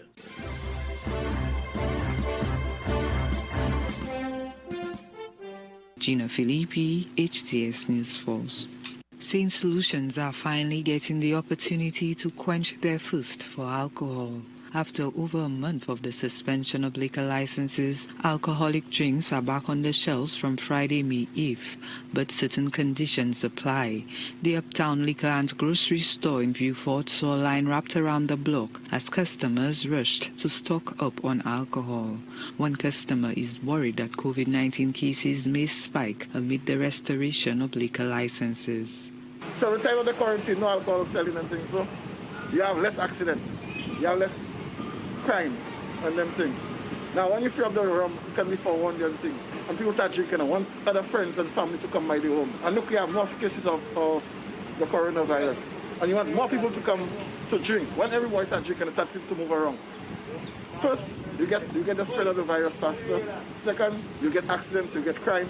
The sale of alcohol was banned on March 30th in an attempt to boost immune systems and decrease public interaction in the hopes of slowing the spread of COVID-19. This customer is worried about the potential fallout given the possibility that some social drinkers might try to make up for lost time by overindulging. People will be back and all in, anything will happen. Because remember, for the longest while we are drinking rum. All rum is on a standstill. So people who want to drink for all the time they haven't drunk as yet. So that will be chaos because people start becoming reckless and would want to do anything. Just watch. After the weekend, we'll hear the results. Authorities are taking note of the possible negative ramifications given the ongoing threat of the pandemic. It's not just the harmful social impact of intoxication, including drunk driving, accidents and violence. There are concerns surrounding the lifestyle disease-ridden health profile, which include diabetes and hypertension, all made worse by COVID-19. Officials continue to caution people against substance abuse and its harmful effects. They remind the public that substance abuse can weaken the immune system and render them more susceptible to COVID-19. It creates a means of depleting the existing health resources and also social issues like domestic violence and child maltreatment and abuse. Exposure to substance abuse further places vulnerable groups in a more susceptible position, thus compromising their immune system. While we understand that persons may feel bored or anxious, the department encourages persons to take this opportunity to bond with family and take greater measures to remain safe by following the hygiene guidelines. Only approved licensed business outlets will be allowed to resume the sale of alcoholic beverages. However, these outlets must abide by strict protocols. They include no loitering and socializing at stores and no consumption at the place of purchase. The public can only buy alcohol from 7 a.m. to 6 p.m. Gina Filippi, HTS News Force.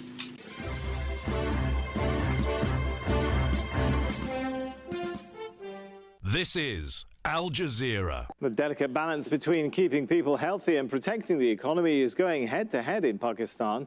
Lockdown measures are being eased just as the number of daily infections reaches new highs. More than 1,500 cases have been reported in the last 24 hours, bringing the total to around 27,000. Close to 700 people have died. Pakistan's government has started lifting lockdown measures despite the number of daily infections soaring. Kamal Haider has the latest from Islamabad. Pakistan has been in a state of lockdown for over a month now, and it is hurting businesses such as these, people who were relying on making an extra amount of money because of the month of Ramadan. However, the government said that it was taking a difficult decision to open up the businesses, the factories. However, schools and colleges and large congregations will still not be allowed. The important thing to see now is what kind of effect this will have on Pakistan, especially at a time when the infection rates are rising within the country. There are already warnings by the medical fraternity that such a move may put extra pressure on Pakistan's impoverished medical facilities, that they will not be able to deal with this pandemic. The big worry is that if the situation gets worse in the next few days and the influx of coronavirus patients increases by tens of thousands, then the whole healthcare system will collapse because we don't have many ventilators and we don't have the capacity to cope with the mounting crisis. Now the government is moving in a calculated manner, expecting the people to observe the SOPs. But we have been able to see people without masks, oblivious to the dangers of the pandemic, and that, of course, is going to be a real danger for Pakistan. We understand that there is an increased threat of infection to people, but we are also faced with an economic crisis. Lifting the lockdown will help us earn a living for our family, as people will be out for Eid shopping. And after Eid, the government can go to lockdown again, and we won't object to it.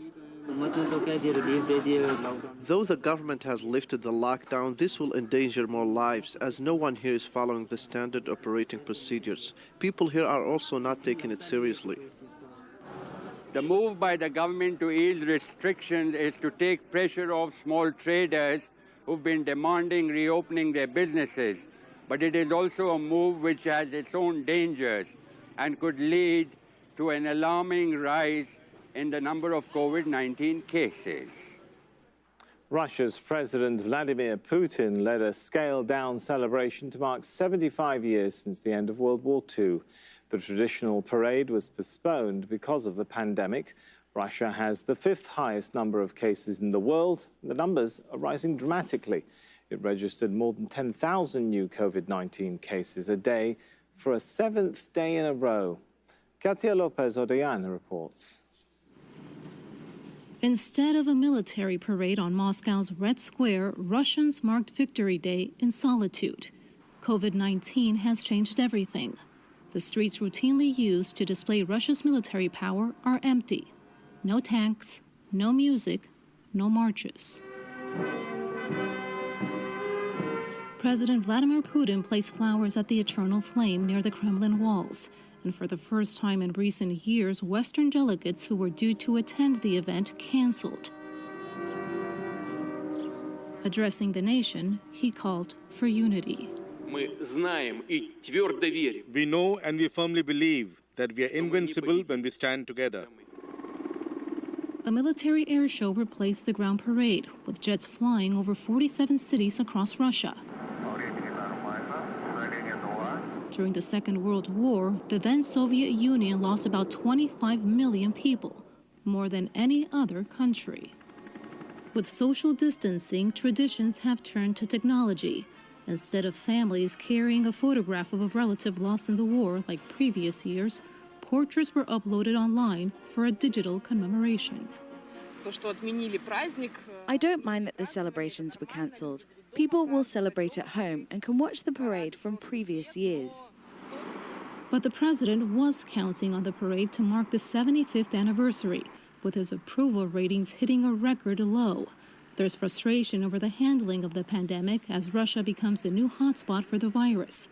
At home, a weak economy and a slump in oil prices are making things worse. Abroad, its involvement in the war in Syria and Libya has fueled tensions with adversaries. The president was hoping the parade would help his political standing and the country's morale. But as it marks the end of the Second World War, Russia now faces a new invisible enemy. Katia Lopez-Orellana, Al Jazeera. The mayor of South Korea's capital, Seoul, has ordered all bars and clubs to close over concerns the virus could be spreading there. The government had begun relaxing its social distancing measures after a drop in new infections. But in Seoul, there were reports of new cases linked to some bars and nightclubs, which prompted the order to shut them down. From Hong Kong, Divya Gopalan says there's optimism after infections in South Korea dropped to single digits. But this now is becoming a cautionary tale for South Korea and letting its guard down too soon.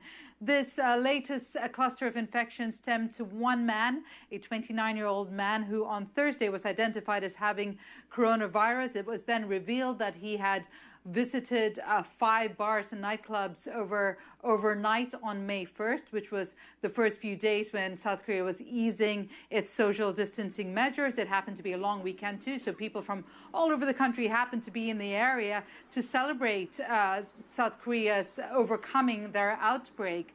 So now about 40 people have been identified as testing positive linked to that cluster.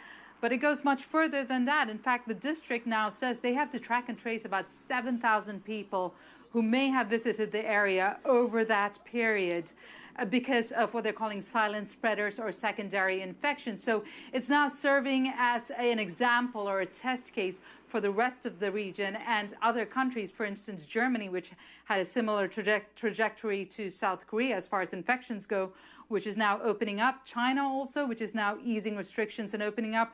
And Hong Kong in particular, which this week is now opening bars and entertainment areas.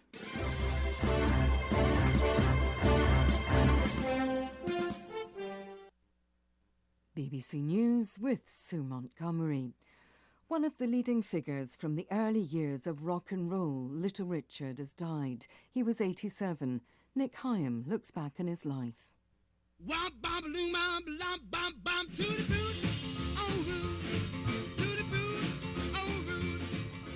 Tutti Frutti, Little Richard's first big hit in 1956.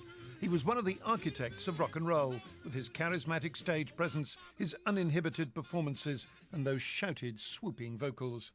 Elvis Presley, Bill Haley, Mick Jagger, Jimi Hendrix, Michael Jackson were among scores of rock musicians he inspired and influenced.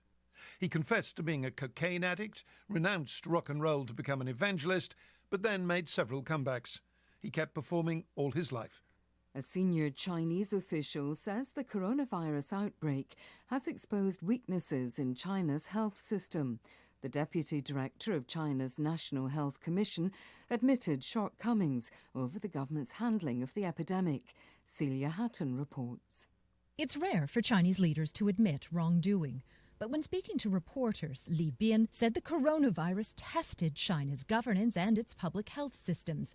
He said the commission would fix the problems by centralizing its systems and making better use of big data and artificial intelligence, building on many of the leadership's long-standing objectives. Several provincial and local officials from the ruling Communist Party have been sacked, but no senior member of the party has been punished. President Putin has presided over scaled-back commemorations in Russia, marking the 75th anniversary of the defeat of Nazi Germany. The lockdown had forced him to postpone the main Victory Day military parade, but he promised this would be staged in Red Square at a later date.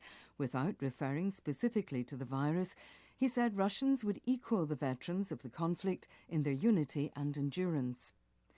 Researchers behind an app that tracks the symptoms of COVID-19 in Britain are expanding their study to look at whether hormones such as estrogen may influence outcomes. Helena Wilkinson says health authorities are looking at why men appear to be more at risk from the virus than women. One of the questions NHS England wants to answer is why men appear to be more at risk from the virus than women. One menopause specialist, Dr. Louise Newson, thinks the answer may lie partly with the hormone estrogen. She says it may play a protective role in fighting the disease. Women have this ability to fight viruses a lot more efficiently, and the cells that fight infections actually have estrogen receptors on them.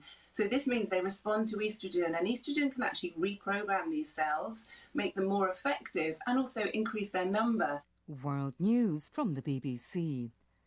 Spain's Prime Minister Pedro Sánchez has urged people to strictly observe coronavirus measures still in force ahead of further easing of restrictions in large parts of the country.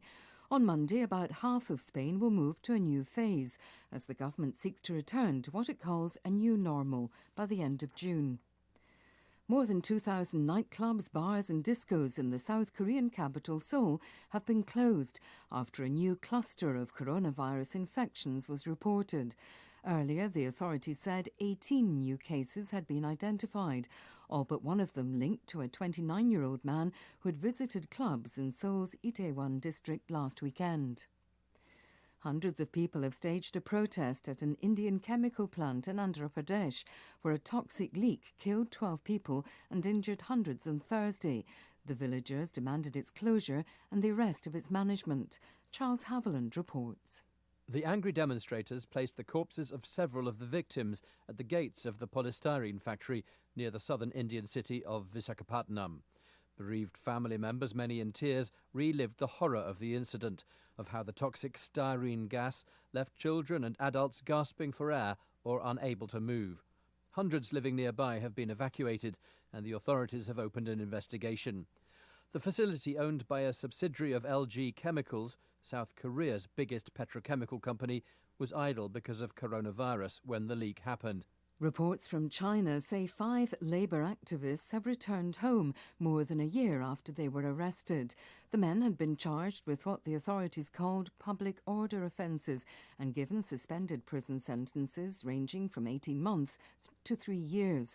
Over the past decade, they had been active in the workers' rights movement, something the Chinese government views with deep suspicion.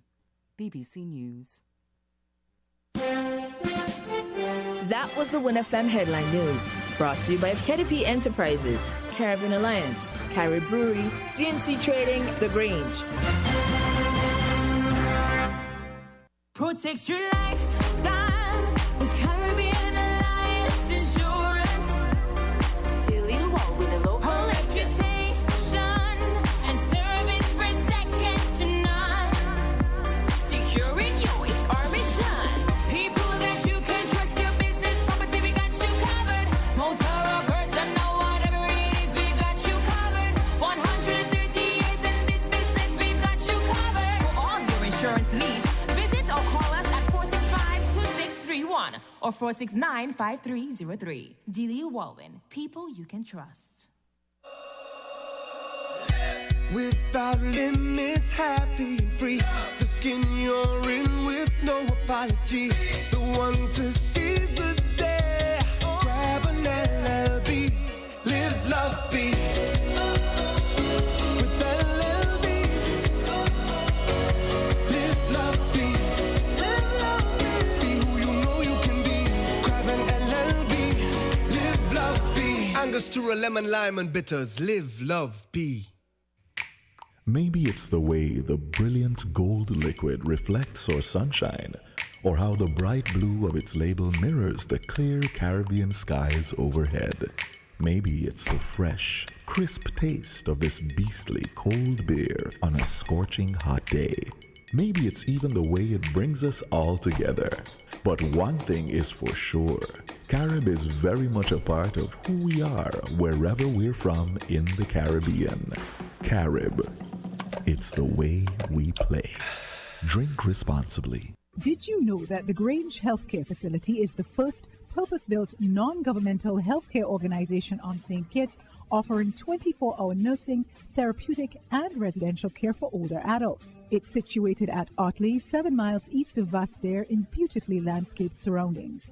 The Grange has a team of highly trained professionals and provides care that's rated as being comparable with UK and North American standards. The Grange offers varied accommodation to suit your individual needs, and our all-inclusive packages make the cost of care per hour the most competitive on the island.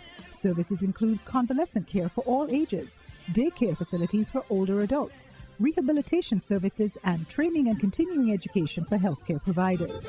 For more information, call 466-5525 or 465-8020, fax 466-8221, or email thegrangehealth@gmail.com, or visit our website at www.grangehealthcarefacility.com. Shipping your cargo shouldn't be a hassle. It can be as easy as a single call to Amerijet International, your worldwide cargo transportation solution. We provide all the services you need to ship your goods anywhere in the world. Whether your shipment is fresh, frozen, large or small, alive or hazardous, you can count on Amerijet to deliver it safe and sound. Amerijet International, by land, sea or air. We get it there. For more information, visit us online at www.amerijet.com or call us at KDP Enterprises, telephone number 466-9595.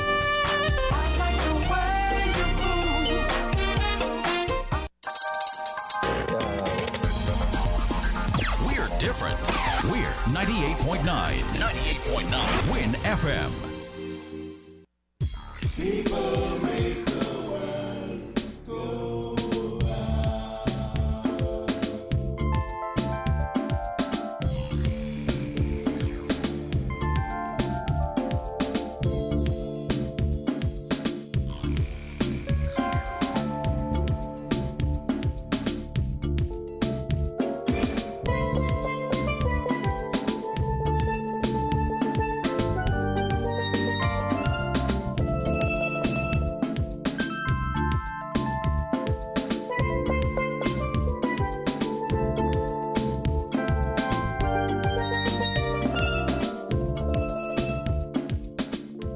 As social distancing becomes the norm of our everyday life, the Cable wants you, our customer, to know that we are here for you every day. Just log in to us on Facebook, Instagram, and YouTube. Send us your feedback at email customerservice@thecable.biz. Visit our website www.thecable.net. It's also nice to know you can pay your bills at a distance, online at all commercial banks, or at www.thecable.net/pay. Now's the time to try online banking. It's ultra easy. Call us at 465-2588, 662-7742, or 763-0184. The Cable. We're here for you.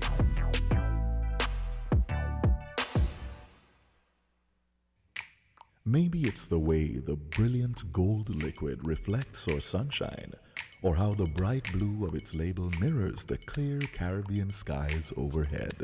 Maybe it's the fresh, crisp taste of this beastly cold beer on a scorching hot day. Maybe it's even the way it brings us all together. But one thing is for sure, Carib is very much a part of who we are wherever we're from in the Caribbean. Carib, it's the way we play. Drink responsibly. Well, a very good afternoon to you. We now continue with Inside the News on Win FM 98.9. We want to say thank you so much to the Cable and Carib Brewery, our proud sponsors. We are with the Prime Minister of St. Kitts and Nevis, Dr. Timothy Harris, the Ms. Mercelyn Hughes, who is the in charge of Immigration and the Compliance Task Force for St. Kitts and Nevis. And of course, several questions and comments prior to our break. We now go straight to the Prime Minister and give him an opportunity to respond. Mr. Prime Minister, over to you, sir. Thanks very much. I want to again thank Nurse Garnett, one of our outstanding health professionals who have spent most of her working life, in fact, perhaps all of her working life, delivering healthcare services. And so it was good that she was our first scholar. I want to thank her for her usual commendation and, of course, encouragement which she has extended.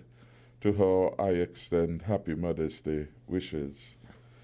Carl Brown spoke to or asked about the role of persons in the diaspora. Clearly, it's an ongoing important role. Citizens with interest in the country. We have seen even today the first scholar was Nurse Garnett, Nurse Sylvia Garnett. She is in the state of Florida, I think. She has called in. She has left us with her prayers. She has shared experiences. These, of course, are all important to us as we look for best practices and we attempt to situate where we are as a country and people vis-a-vis other countries. So there is no diminution of their role in this fight against COVID. Indeed, it is helpful when they share some of their experiences because our people get a better understanding of the seriousness of the pandemic which we face. I want, in this regard, to extend condolences too to many families here who have had loved ones abroad in the USA, in the UK, who have died as a consequence of the COVID-19. And our thoughts and prayers are with them.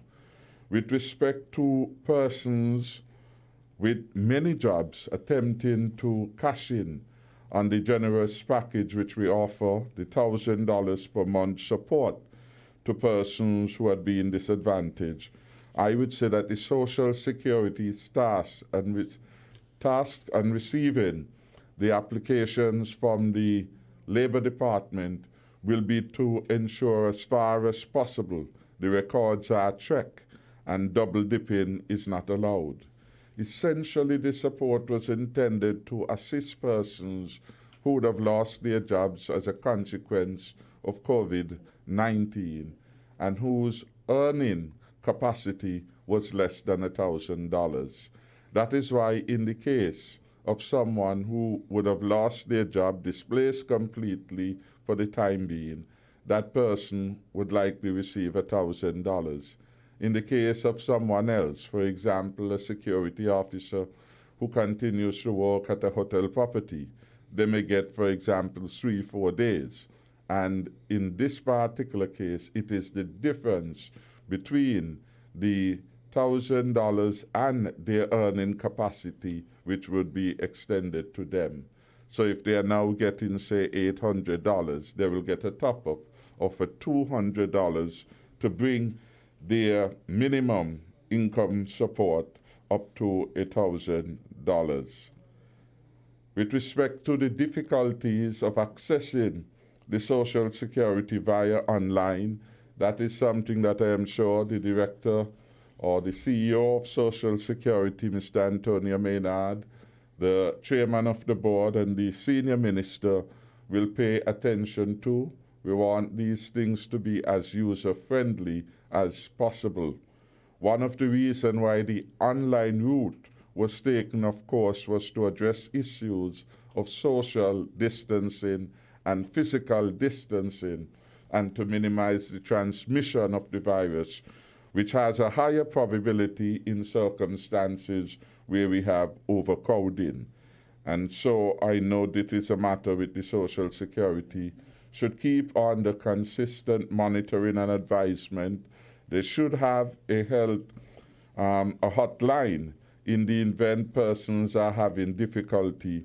There must be a supportive framework. So I'm asking the CEO, Mr. Antonio Maynard, and the director, Mr. Walters, I think is, to pay particular attention to ensure that there is some interface that those who would want to access the system, they are able to speak to someone and to get a courteous response. The caller, Ira McMahon, attempt basically to raise the issue, well, why Social Security is involved. And you ask yourself, is Ira serious? We are saying here that we need all hands on deck. The fight against the pandemic requires an all-of-society approach. Every individual must do what he or she can do to help to, as it were, flatten the curve. And for some, it will be just following diligently the health prescriptions. For others, it will be making tangible support to the efforts. And in this regard, I want to commend the Social Security. Social Security was intended as the institution in the country that would assist workers, principally who had suffered loss of income as a result of certain adversities. Among those adversities, of course, would be sickness, maternity, and in the case of that, their family would benefit, injury benefit. All these are part of benefits with Social Security across the region, and in many member states provide. I will go so far to say that Social Security is in fact involved in unemployment benefit, and that is provided by several schemes within the region. Indeed, we already have a draft Unemployment Benefit Act that had been provided with input from the actuary for St. Kitts and Nevis to join the line of entities, Social Security entities, that are provided unemployment benefit. And to some extent, we draw upon that reality for the Social Security to be engaged in assisting workers who are now having difficulties with their earnings. So there's nothing abnormal or untoward about Social Security doing this. It is exactly what every progressive scheme should be able to do. If that benefit was already passed in law, at least for the relevant period of time, whether it was 3 months or more, workers who had become unemployed would have gone to that scheme. So there is nothing wrong with respect to that. I'm a little surprised that Ira McMahon, in his mischievous way, would ask about the opening up of the local economy. That progress has started, and it started a long time. I don't know if he has been at home in shelter, but indeed he would be aware that we started first with 2 days, then we have increased it to 4 days of limited business operation, and by next week we have gone full week, 5 days. 5 days, Mr. McMahon, which is a normal work week for most people within the country. You can't get a better example of the opening up of the economy by that. Indeed, you now have more people going out to work. And indeed, this morning we had some statistics which are important.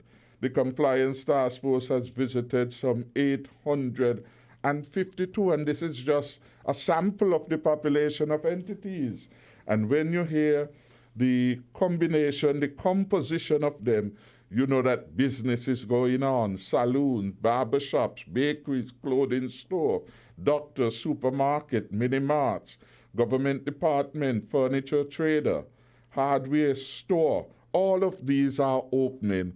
I am surprised that Mr. McMahon is unaware of that reality. And we also are aware that construction has started. If he passes to go to Molyneux, he would see the roundabout there is taking shape. If he were to pass the lodge, he will see construction taking place on a multi-purpose community center there in the community. If he were to go to Old Road, he would see that work has started there. And if he visits several other private properties, he will understand that again, the economy is opened up. And indeed, from the calls we have had this morning about business and the selling of rum, Ms. McMahon must know that, again, the economy is opening up. And all the burden of, as it were, putting an economy to work cannot be left to the government. In no country it is like that. It must be, again, an all-of-society approach. To get the economy back to work, the churches must play their part, and they have been. To get the economy back to work, the private sector must play a part, and they have been, to the Chamber of Industry and through other entities. So we are moving along very well, and we will want to keep it that way. We started, for example, where you had about 4 or 5 persons for public transportation buses.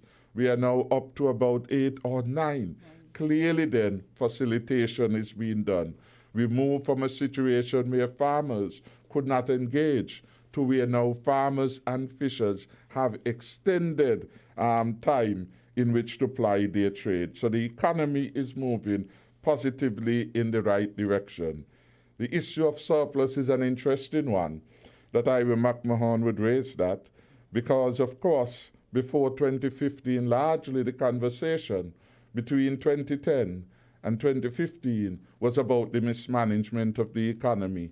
How did we, for the first time in our history as an independent country, reach the IMF to borrow $225 million to pay salaries and wages and to buy toilet paper and other inputs for our JNF hospital and other hospitals in the country? That was the story. The story was about the haircut to the church, to the National Bank, to Social Security, to Bank of Nova Scotia, and all those other people on whom it was imposed. It was about $131 million in haircut suffered by other external entities. And it was also about the 600% increase in our water bill, 85% increase in electricity, that for 3 consecutive years we had, as it were, no increments. And from 2012 or before, the non-establishment workers were denied their honorarium, which was paid annually. Those were the conversations. We were talking about $775 million indebtedness passed for the land for debt swap. So it is refreshing now on the team unity. In the short of 5 years, we are moving from this deficit and fiscal mismanagement to the surplus generated by the team unity administration.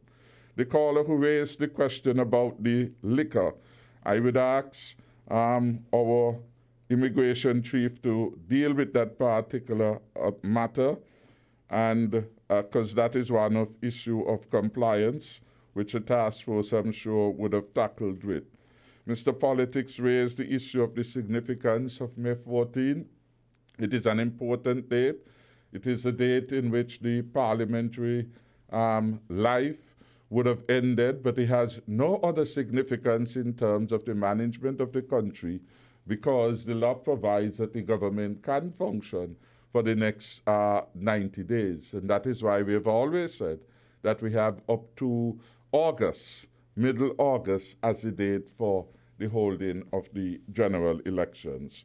So that really, and we see the reality of that in Barbados, just elections, last election, they too had their parliament, as it were, life coming to an end and went into the 90-day window. All these are standards within our system of democracy, which we work very carefully here.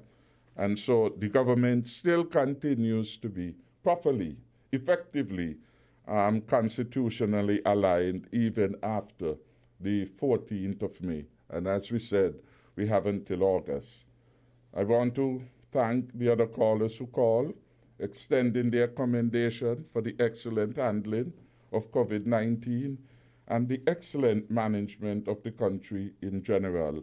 Austin Coker gave an alternative view with respect to the selling of the rum.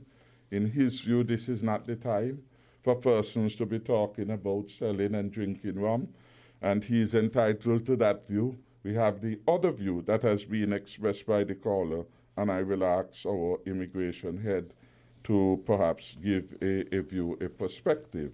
Why is it that there is this particular restriction? Thank you again, Mr. Prime Minister.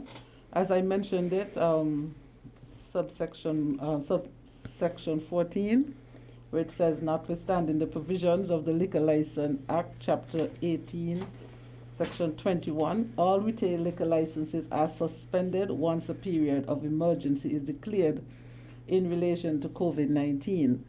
Superintendent Cromwell Henry appeared on one of your Inside the News programs a few weeks ago, sir, and he addressed this issue. I asked him to send me his presentation so that I can read it again, so that persons can understand the rationale behind such.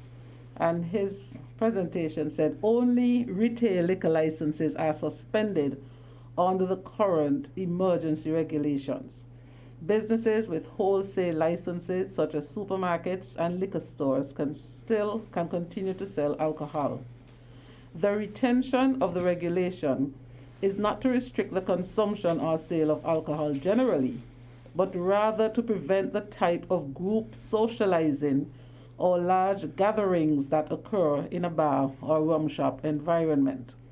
Remember, COVID is spread when respiratory droplets from an infected individual comes into contact with another person and gets into their mouth, eyes, or nose.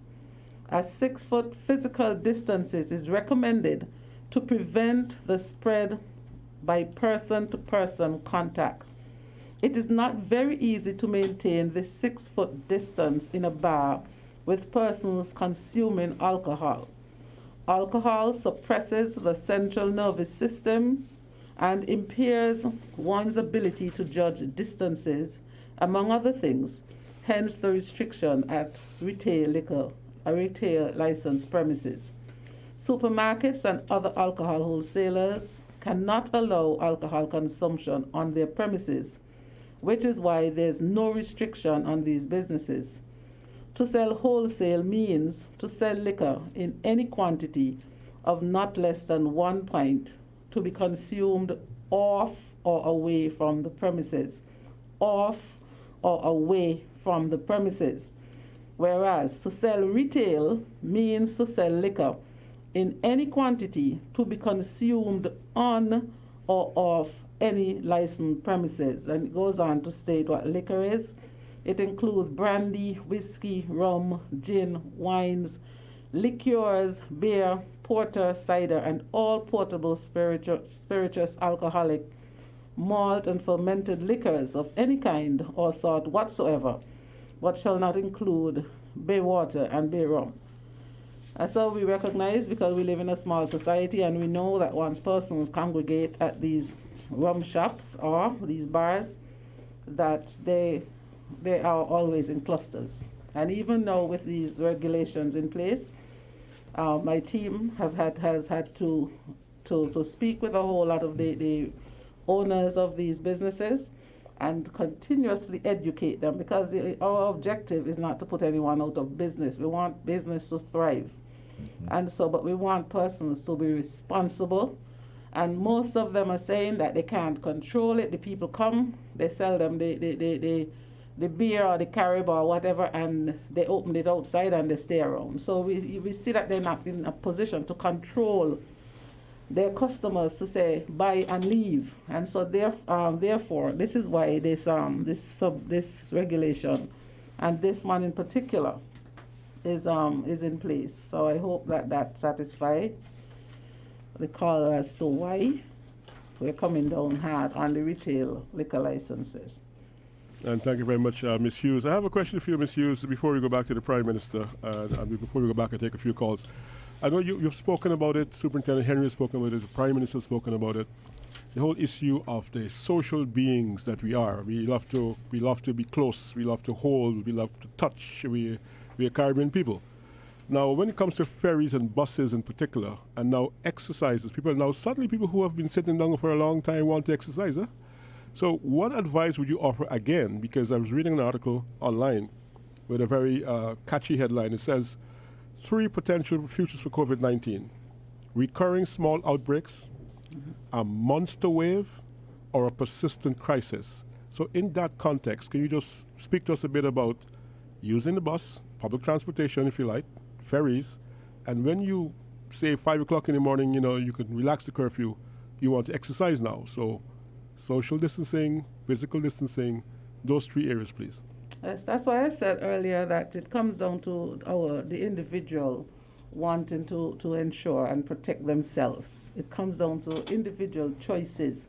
The law, the restrictions are there in the regulations, but we as individuals have got to want to a country that is safe.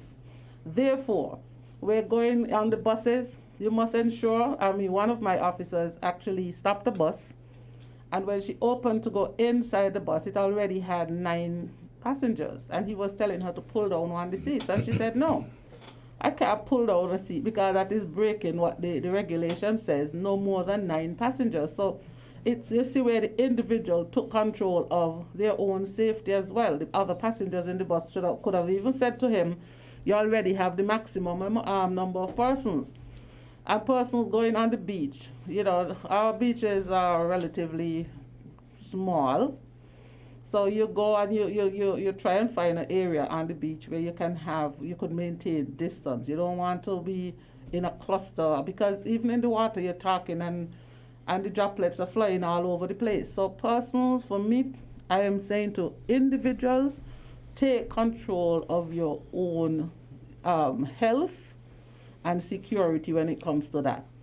The ferries, they are more manageable because there's security at the ferry terminals, and they know what the law requires, that only 2 passengers per seat in on any ferry, and therefore they would know what is the maximum number of persons to allow to go through the gate to board the ferries. And with the buses, again, it comes down to individuals. The bus drivers, a lot of them, one of them sent me a message and said he is one of the good ones who comply, and I say, well, congratulations, I wish all of them would be like you.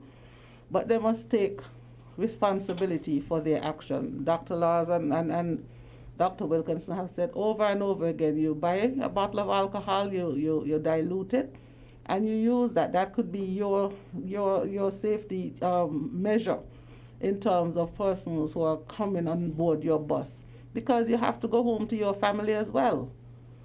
And so it comes down to the individual taking responsibility for their health. I know I'm going to get some flack for this one, but I have to say it. The numbers are showing that more men are confirmed cases than women. Is it something about men, perhaps, that knowing is not necessarily doing, and that men take more risks in this matter, Ms. Hughes? I don't know. What's your view?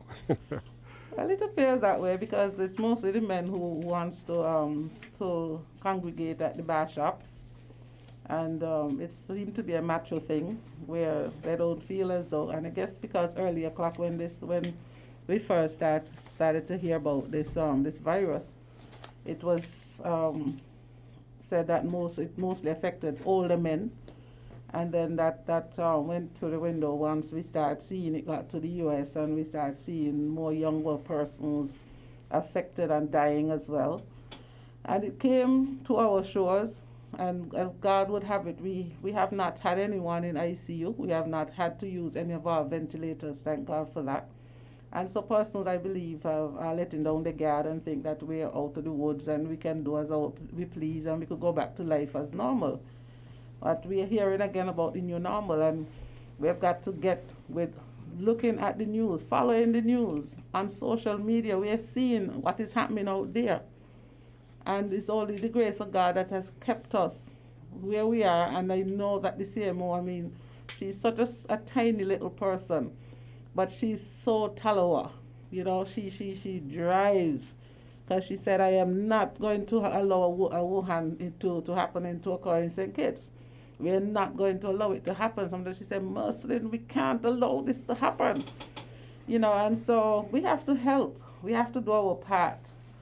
As individuals, we can't just, we know what we want. We're not used to people telling us to go, to come, to stay home after 7 o'clock in the night, not to come out of our homes until 6 in the morning. We're not used to that. We get up when we want to, we go when we want to, we come back when we want to. And here it is now, we have to be told. And so a lot of us, for us, it's new. We're told that we have to wear a mask. As a police officer for all my life, you know, we arrest people for wearing a mask. And no. Oh, you arrest them for not wearing it? Yes, and no, we arrest you if you're not wearing it. So you see what our new normal is? You know, we had no control as to people go to the bars and you drink as you please and you're drunk and disorderly, you get arrested for being disorderly. But my thing is that we have got to understand, this is not the Prime Minister, the CMO, Ms. Hughes or Mr. Samuel saying, because we don't care. It's because we care why we are saying, observe these restrictions. And we pray that it only lasts for a while. But we don't know. This virus is baffling everyone, everywhere. This is the first time the whole world, we're accustomed to having a flu, yes, and every year we come out of a flu, it gets the name of the road march in St. Kitts and Nevis. But then it leaves our bodies in at least 2 weeks and you're back to normal. You could go back to your family. You can go back to what you're accustomed to. No, we don't know when. Are we going to be wearing masks now for the rest of our lives? Is this our new normal? Are we going to have to stay and sit 6 feet away from each other, talk 6 weeks? What is our new normal going to look like? So we don't know, but we just have to, right now, conform. There's no vaccine, even though we're hearing of how near they may be to one. We don't have a vaccine at this time, so we have got to just accept what it is for the time being. And Mr. Prime Minister, we're going to go back to the telephone lines in just a moment, but you are the Prime Minister of St. Kitts and Nevis at a time of COVID-19. Now, here you are juggling the needs of people, and then, of course, you have the needs of the economy, and then you have, of course, the hurricane season. So it couldn't get any better for you, because now we're hearing about 20 named storms in this Atlantic hurricane season. You have a surplus, but you have to sustain the economy, and you're facing more and more events coming your way without any particular warning. What do you want to say to people about the absolute need to respect the fact that you are loosening up a few of the restrictions, but there's still the potential for a monster wave? The disaster of 1918 and all that speaks to that. If the record is there, you can look it up yourself. What do you want to say that you haven't said already? Well, it's just repetition, really, and to continue to encourage our people not to take the COVID-19 for granted. I said in my opening remarks, and it bears repeating, it is not over until it is really over. And we will not be completely free of it until we are able to get this vaccine going. It behoves us then to ensure that we do as much as we can in accordance with the regulations. Mrs. Hughes is right. The regulations are intended to keep us safe, and we have to put our health beyond everything else, because it is okay to say, I want to go back on the job. Let me go and work. And you get X dollars from the job. You end up paying X plus X plus X in order to to fulfill the prescriptions that now become necessary because you would have contracted the virus. It is not worth it to risk your health unnecessarily at this time. So take the advice as seriously as you can and apply them. The good empowering thing about it is that everything that they ask can reasonably be done if you put your mind to it. Boost your immune system, you can do that. Eat properly. Increase your intake of vitamin C. Pay particular attention to hygiene, in particular hand hygiene, soap and water readily available. Use it as often as possible. Avoid touching your face and in particular your nose and mouth. That is something that we can do. Try to observe social distancing and wear the mask when you're going outside of your shelter.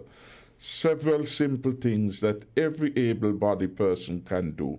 And we're just asking people, again, not to take it for granted. Continue to observe these things, or else you could put not only yourself, your family, your community, but our country in a worse state. And very quickly, I forgot to address the matter that the caller raised about accessing the Social Security claims. I want to make the point that the Social Security received several thousand claims, and those claims have to be analyzed and sorted through, because it is not every applicant is a valid one. There are some persons who will try a smartness and have applied, for example, under several employers. Social Security has to check these things. That takes time. The validity of every claim has to be assessed before a payment has been made. There are also some practical difficulties that would have created the problem in the speed of processing. For example, some employers may have deducted your monies but have not paid Social Security. So when that record gets there is no way in which they could verify that you, in fact, has been an employer. You have been an employer for that particular entity. Issues like these are going to need further investigation and would delay. What we can say, it is not that Social Security is processing once per month. Every workday, Social Security staff is mandated to process whatever claims are submitted and make determination what qualifies, which of the claims qualify for payment. The good news so far, 3,500 persons, I repeat, 3,500 persons have already been paid. That is, the claims have been processed, approved, and paid by the Social Security scheme. So that's $3.5 million have already been paid out under the stimulus package. Those whose application has been submitted and who have not yet received, of course, you are free to call the Social Security Board or the Labor Department to get some information as to where your claim is at.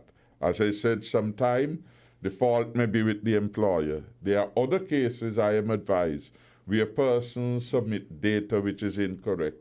And the incorrect data could be with respect to your bank information. Now, errors can be made in any circumstances, so this will not be new. And so, but those matters have to be rectified before any payment is being made.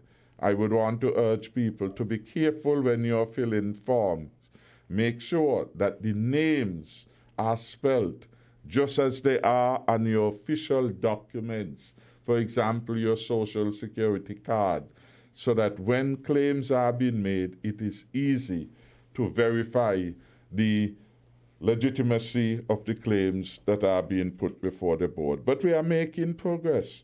3,500 persons have already been paid out of the several thousands that would have submitted their claim. And every day, more persons will be paid as the processing takes place. We're live with the Prime Minister of St. Kitts and Nevis, Dr. Timothy Harris, as well, the Chief Immigration Officer and head of the COVID-19 Compliance Task Force, Ms. Mercelyn Hughes. We're going to take your calls now. You've been waiting to speak, so let's take this call. Call you live and on the air. Good afternoon to you. Hello, good afternoon, Mr. Bacchus and my Prime Minister, Mr. Timothy Harris. Good afternoon. Hi, good afternoon. Yes, it's the nuts lady here, the nuts lady. No, Mr. PM, I have a problem right now, right? Because, I don't at the terminal 21 is now. And I find we have a little bar. We all run bars down there. So it's saying no alcohol and no this, no that, but what we going to do? Because so the ladies just speak a while ago, like, down there is not going to open right now, but things going on. One lady went there yesterday, opened she bar and putting up all kind of, menu, what she says she got one, maybe she never even sell yet. So some people doing it and some people ain't doing it. I know I ain't doing it for a while. So what are we going to do? Because no money there to pay the bills. And this bar, some selling, some ain't selling. The caution want them trying to support. And the none care want them doing as they like. So you are going to come and rectify to us tomorrow, Monday, when they say we're going to go the 5 days go up now. What's going to happen? We're going to be able to sell as we like the drinks, or will be no drinks at all. So we're going to just got to turn the bar into a food vendor place or what. So I will listen off the ear because, it's ridiculous. Nothing is not going right at all. Okay, thank you. All right, thank you for calling, ma'am. We'll hear from the Prime Minister in just a moment. I'll call you live and on the air. Good afternoon. Good afternoon. Good afternoon. Good afternoon, Mr. Prime Minister. This is Unity here. Hi, good afternoon. Good afternoon. I just want to say something about the corona. People need to just do what they have to do until listing pass, because if you have small business and you open it and you get it, and you're going to let the small business. So just let me just take it easy until this thing pass.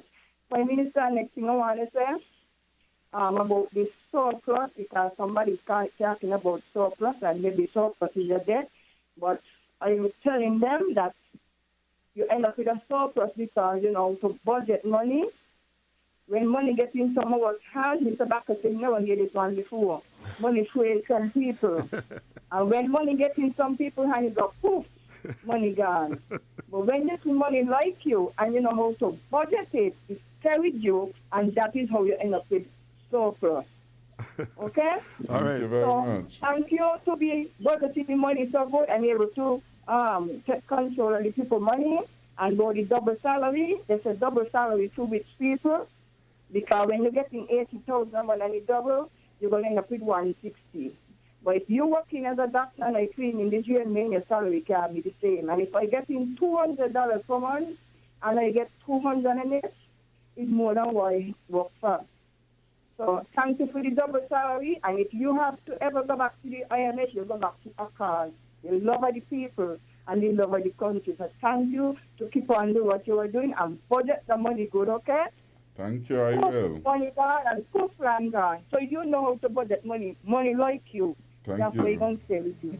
So you have a safe afternoon. Bye. Bless you. All right, bye-bye. We go back to the phone lines. Call you live and on the air. Good afternoon. Hello? Good afternoon, Mr. Bacchus. Yes, sir. Good afternoon to you. Yeah.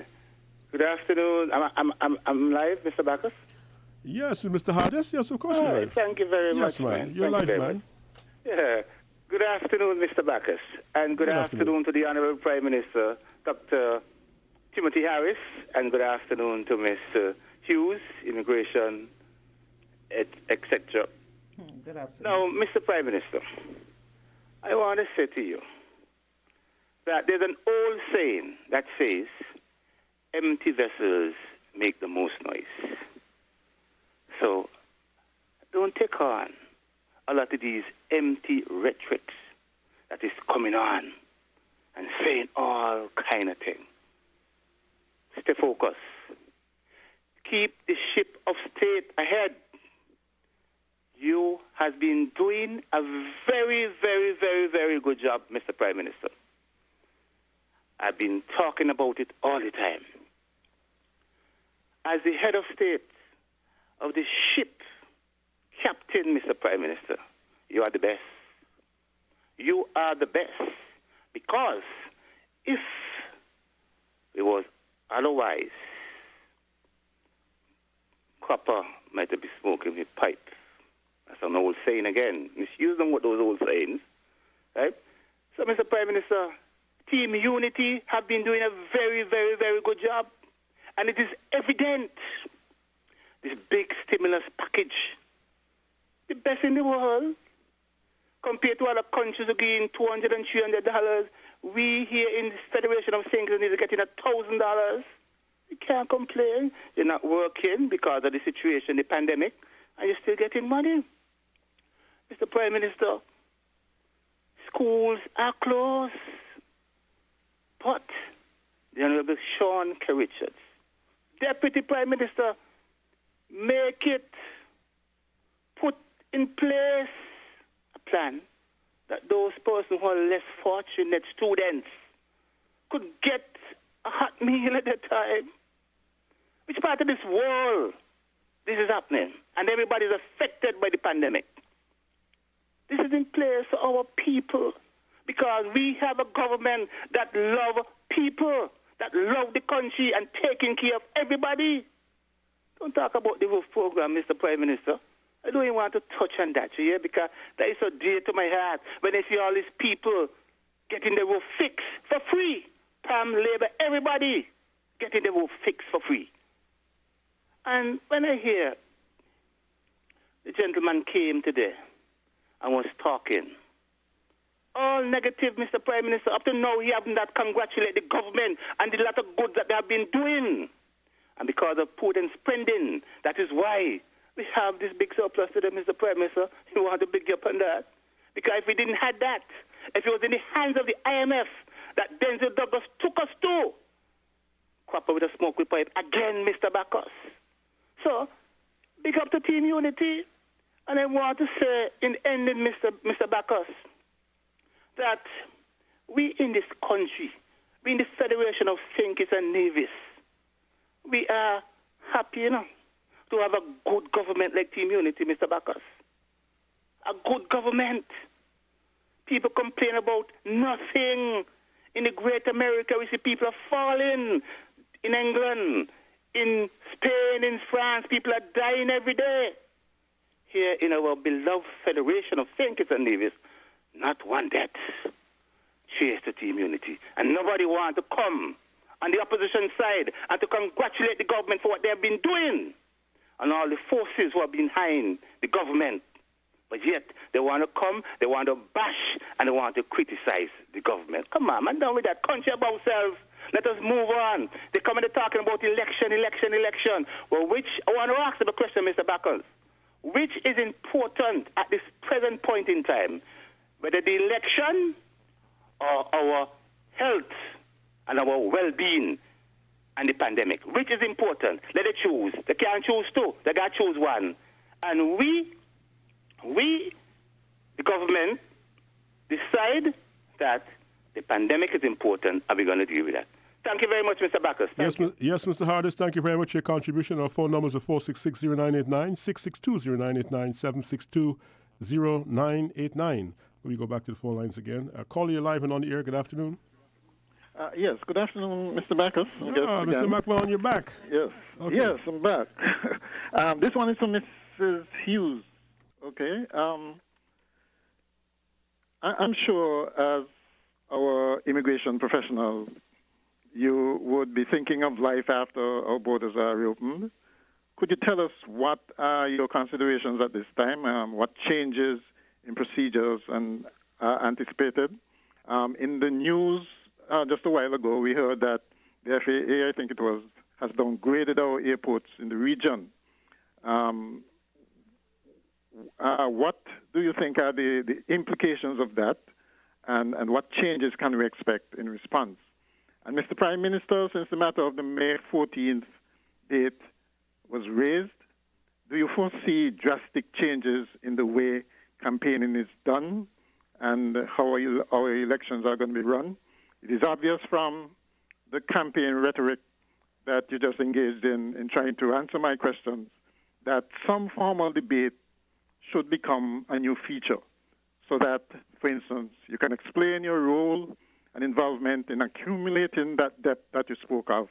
After all, you were part of the government during that time. Similarly, the IMF debacle. You were all part of the government at that time. So, we should definitely have some debate on all these things going forward. And I'm afraid that the COVID-19 situation has led to a kind of skewed campaign in that you basically use all the media, have unfettered, it seems, access to all the media to give your point of view, but the opposition's is not, cannot have the same time, not even on the national public radio that you promised to free up. Okay? So can you answer those questions for me, please? All right, Mr. Backwell, thank you for calling. Let's go back to the phone lines. Caller, you're on the air. Hello? Hello, caller? I think the caller is listening to the radio. Just turn on the radio a bit. Hello? All right, that call is gone, man. Let's go back to the phone lines and get somebody else up. Caller, you're on the air. Good afternoon. Good afternoon, Mr. Bacchus. Yes, sir. Good afternoon to you. How are you? Doing fine. All right. My PM. Good afternoon. Good afternoon. Good afternoon, Miss Hughes. Good afternoon. I want to have this stay focused, please. Don't let them kind of rubbish there. Yeah, the man who just done talk there, he don't need no assistance or no, because he was in the government, stealing government money. No, caller, I can't let you say that on the radio. I don't have anything to substantiate those charges, and I cannot have you go down that particular route. If you know something has been done, perhaps you need to report to the police and have an investigation done. But I can't allow you to make statements like that on the radio that I can't substantiate. You're putting me in a lot of trouble. I don't think I need any more trouble. I'm dealing with COVID-19 as it is. Let's go back to the phone lines. Call you live and on the air. Hello. Good afternoon, Ms. Hughes, and Mr. Harris, and Mr. Bacchus. Good afternoon. Just an observation. Some days ago, there was a video circulating of a young man leading a group of other irresponsible young persons to be exercising and gyrating on the street in one of our communities in Bastille. They were jamming or something behind a band. I would just like to know if the compliance group had any opportunity to speak to the leader of that group who was not following any sort of, the group itself was not following any sort of procedures pertaining to mask wearing or distancing themselves from, social distancing is the word they use these days. So I would like to know if anything was said to the group leader or the members of the group to ensure that that sort of practice does not occur, or any other young leaders who might come forward and want to do something like that, what effect it could have, and how can we stop that kind of thing, because we know this virus is very easily communicated from one individual to another. And we have had experience in the past with health issues. With a young leader also said that in relation to a situation in the school where persons were getting sick, a young leader said that they're a doctor, they are a parent, and persons should go back into that kind of unhealthy environment, even though the ILO had declared that environment a public health issue because toxic gases were coming out of the septic tanks, hydrogen sulfide, I think it was. And yet still the leader, the young leader, got up and said, go back inside there. We don't wish that kind of practice in the future. So, could the compliance people please tell us what would be done in situations like that to stop practices of that nature? Thank you. And thank you very much for calling, sir. Our numbers are 466-0989, 662-0989, 762-0989. We go back to the phone lines. Call, you're on the air. Good afternoon. Yeah, good afternoon, Mr. Bacchus. Yes, sir, Mr. Politics. Good afternoon. Now, let's use this question to you. How secure our borders will be for illegal immigrants to come in our country? Because we know that people come in illegally sometimes, especially when things go normal and people forget about what's going on. So how secure our borders will be? Because everybody knows this COVID-19, and some people might come in illegal from some other country where they spread off with it and come to our country, and they will come and go with different places, especially in the Santo Domingan people, especially those people because they like jump on the vessels and come in and people come from St. Martin and people come from wherever they're coming from. So how secure our borders will be for anything like that to happen. You all have a wonderful day, and God bless. Thank you very much, Mr. Politics. Back to the phone lines we go. Call, you're on the air. Good afternoon. All right, you seem to have missed that call. All right, 4660989, 6620989, 7620989. We're going to take one more call, then we're going to go to the Prime Minister and Ms. Hughes for their responses. Call you live and on the air. Good afternoon to you. Yes, good afternoon to everybody there. Yes, good Prime afternoon. Minister, you, Mr. Bacchus, and Ms. Hughes. Yes, Mrs. Hughes. Mrs. Hughes. Okay, I'm a little disappointed that Mr. McMahon didn't ask the question that he keeps asking, because up to Thursday last, he mentioned this $1 billion. At one point, he said $1 billion. Then he said over $1 billion and close to $1 billion. So I don't know why he don't make up his mind. He called it twice for the morning, and he should have asked you. The next issue that I have here is that Mother's Day. Now, some people say every day is Mother's Day. I totally agree with that, right? But once a year, we wait to celebrate mothers, in most cases officially, so to speak. And I read something just recently about this individual talking about people not going to be able to visit their parents. And well, I don't want nobody to my house. I don't want nobody to come visit me. You come, you stay with the gate, you come, you find how we're doing. When fathers they come, I don't want nobody in my house, period. That settles that. Next issue I have is during the time when you were the financial, has to do with money during the former administration, that gentleman again, Mr. McMahon, gives the impression that you had something to do, because you wasn't the only person in cabinet. You had Dr. Douglas and the whole eight of them who was there. So he gives the impression that we all tried to rescue the sugar industry, which we were trying to do, and we all know the quote that was said that he'll never close after his dead body. And either he had to after it was closed. Whose fault? Mr. Harris? No, Mr. Harris had nothing to do with that. There were 8 of them there. The next issue, quickly, I just want to say is that I was in town yesterday. Luckily, I met one of those places on Port Zante open, and I was able to buy a liquor and come on and drink it. And while I was there, I heard a fellow with a strong English accent. He said, "But I don't know what I'm doing here now." But I'm talking now in my tone. I ain't going to England because people are dead up there, and nobody dying down here.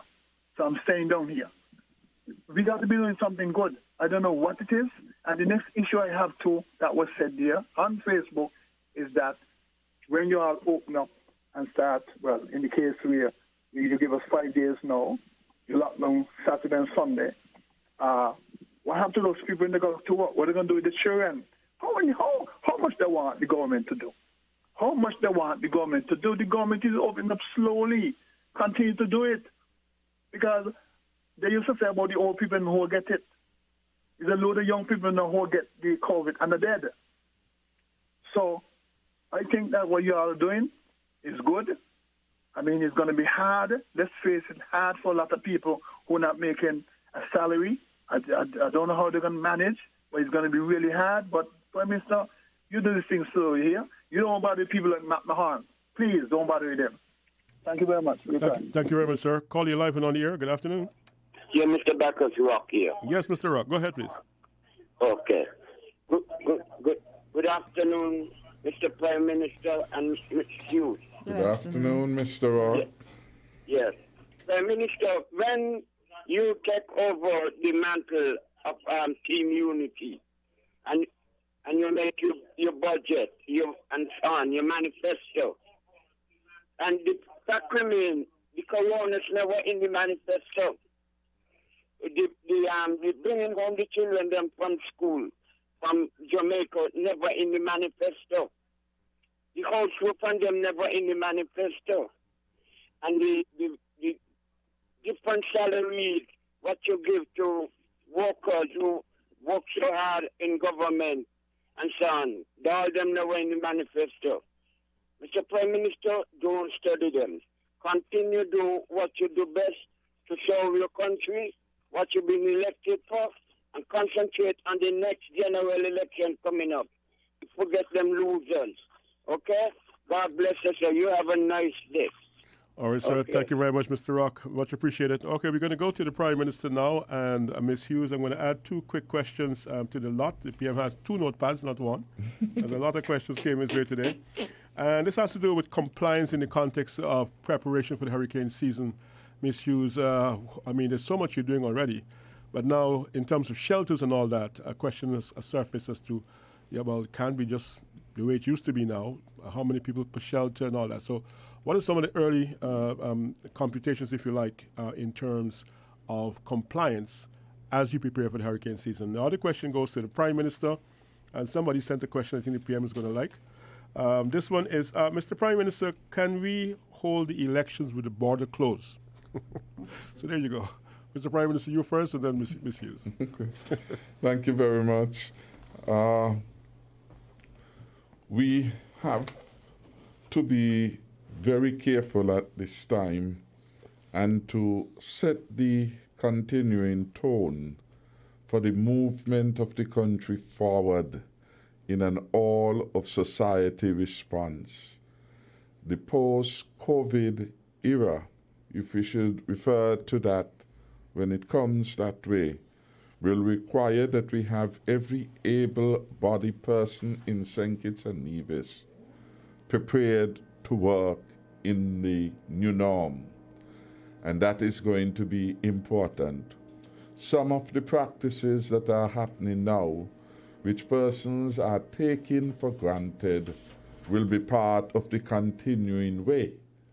In the period immediately after the COVID, they will continue for some period of time. The mask wearing perhaps will continue for some time. Social distancing will continue. And so the world as we know it will be operating differently with a keener sense and awareness with regard to matters of health. So we are not going back to some of the old-time ways. I want to thank Rock because Rock highlighted the point that our administration has been able to respond even with respect to challenges in unprecedented ways. And in the context of doing so, we still remain the best managed country within the Caribbean region as far as our finances are concerned, and certainly with respect to the rule of law, as the World Justice Report indicated. He's right. After the hurricanes of 2017, we launched a roof or hurricane relief project where we provided support to over 2,500 persons. First time any activity like that had been undertaken by any government in the country of St. Kitts and Nevis, and certainly within the region. For the first time, we were able to pay our civil servants and other employees double salaries some 4 times in a row.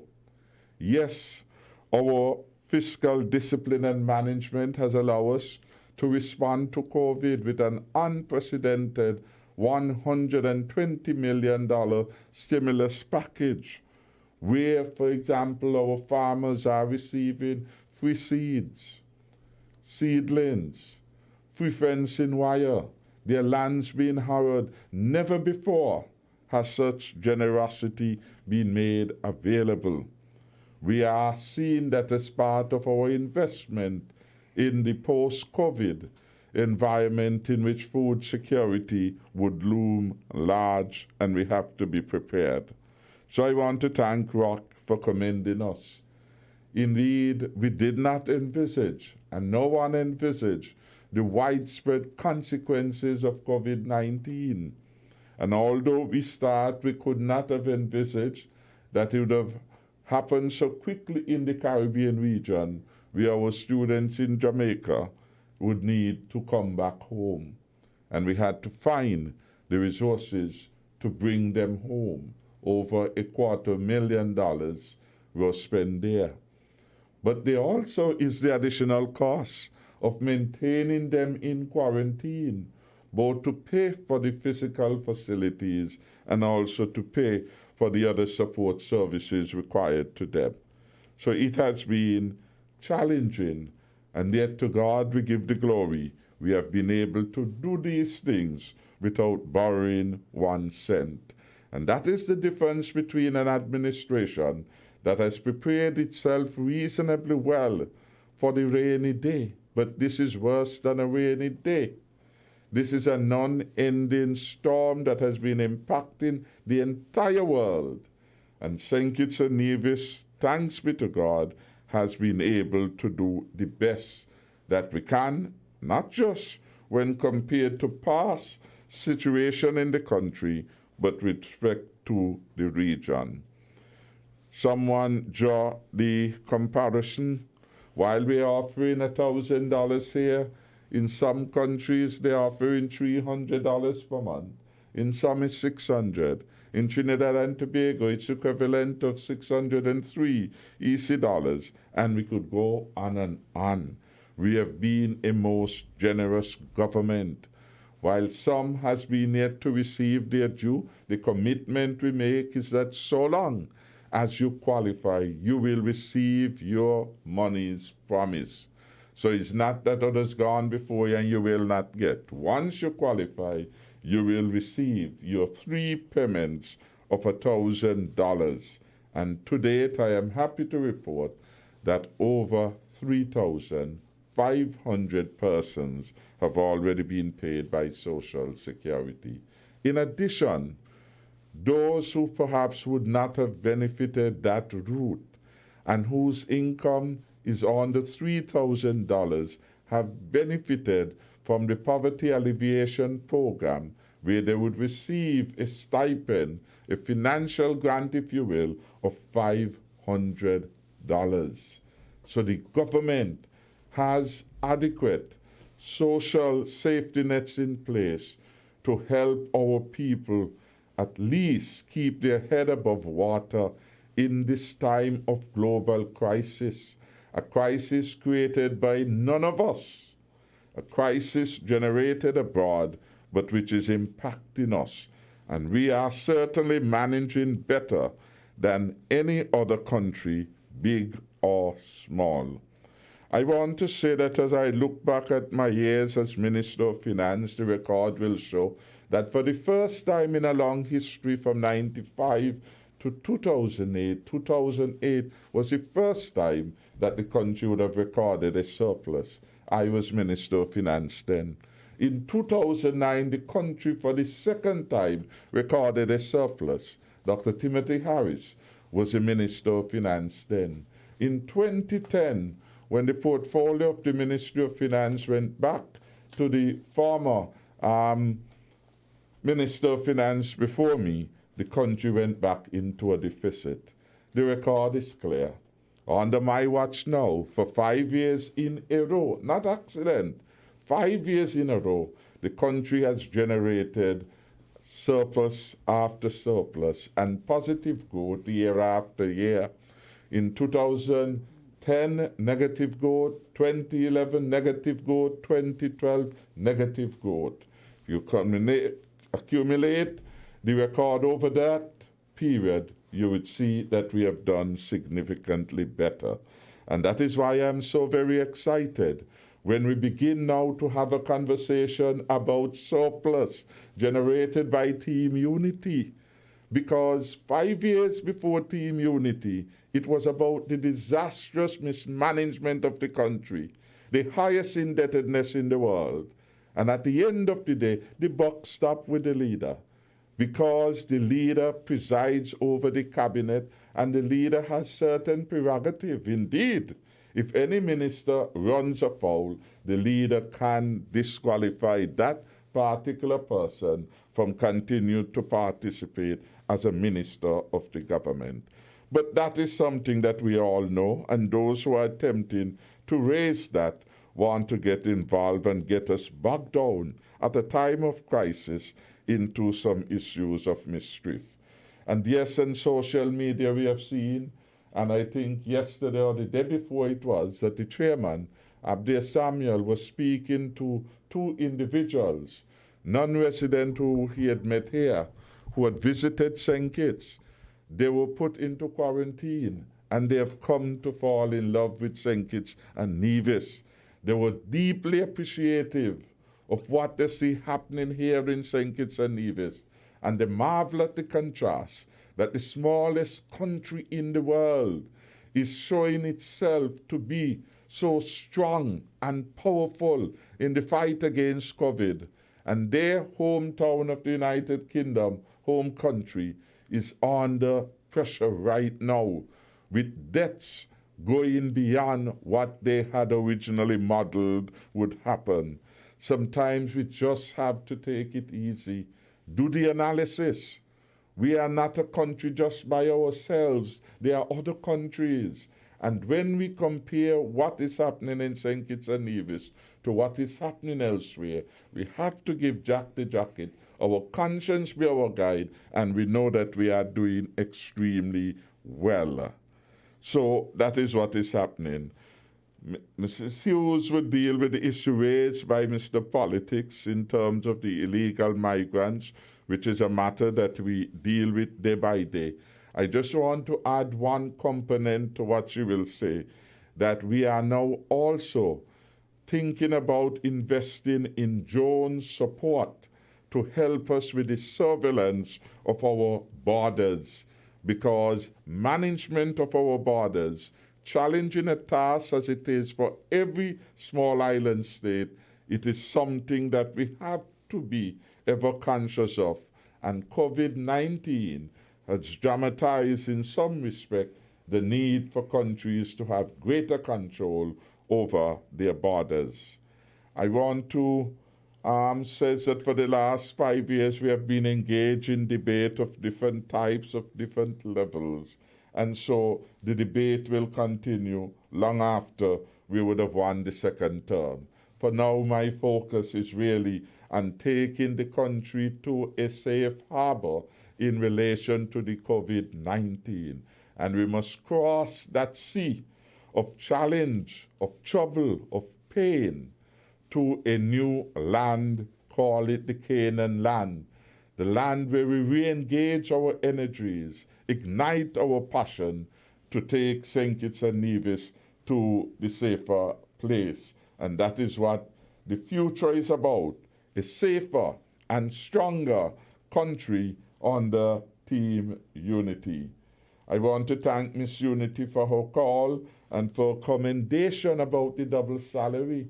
What we have done here in so many respects stand in contrast to what is happening all over the world. In St. Lucia, they're having a conversation about how they will pay civil servants. Will they pay them all cash, or they will be cash and treasury bills or bond or some other form of instrument? Right here, people on the government payroll are at home and they are being paid. Let us not take these things for granted. And we have heard from Antigua its own difficulties there. I want to make sure I cover all of the questions. The rum selling matter has been addressed before.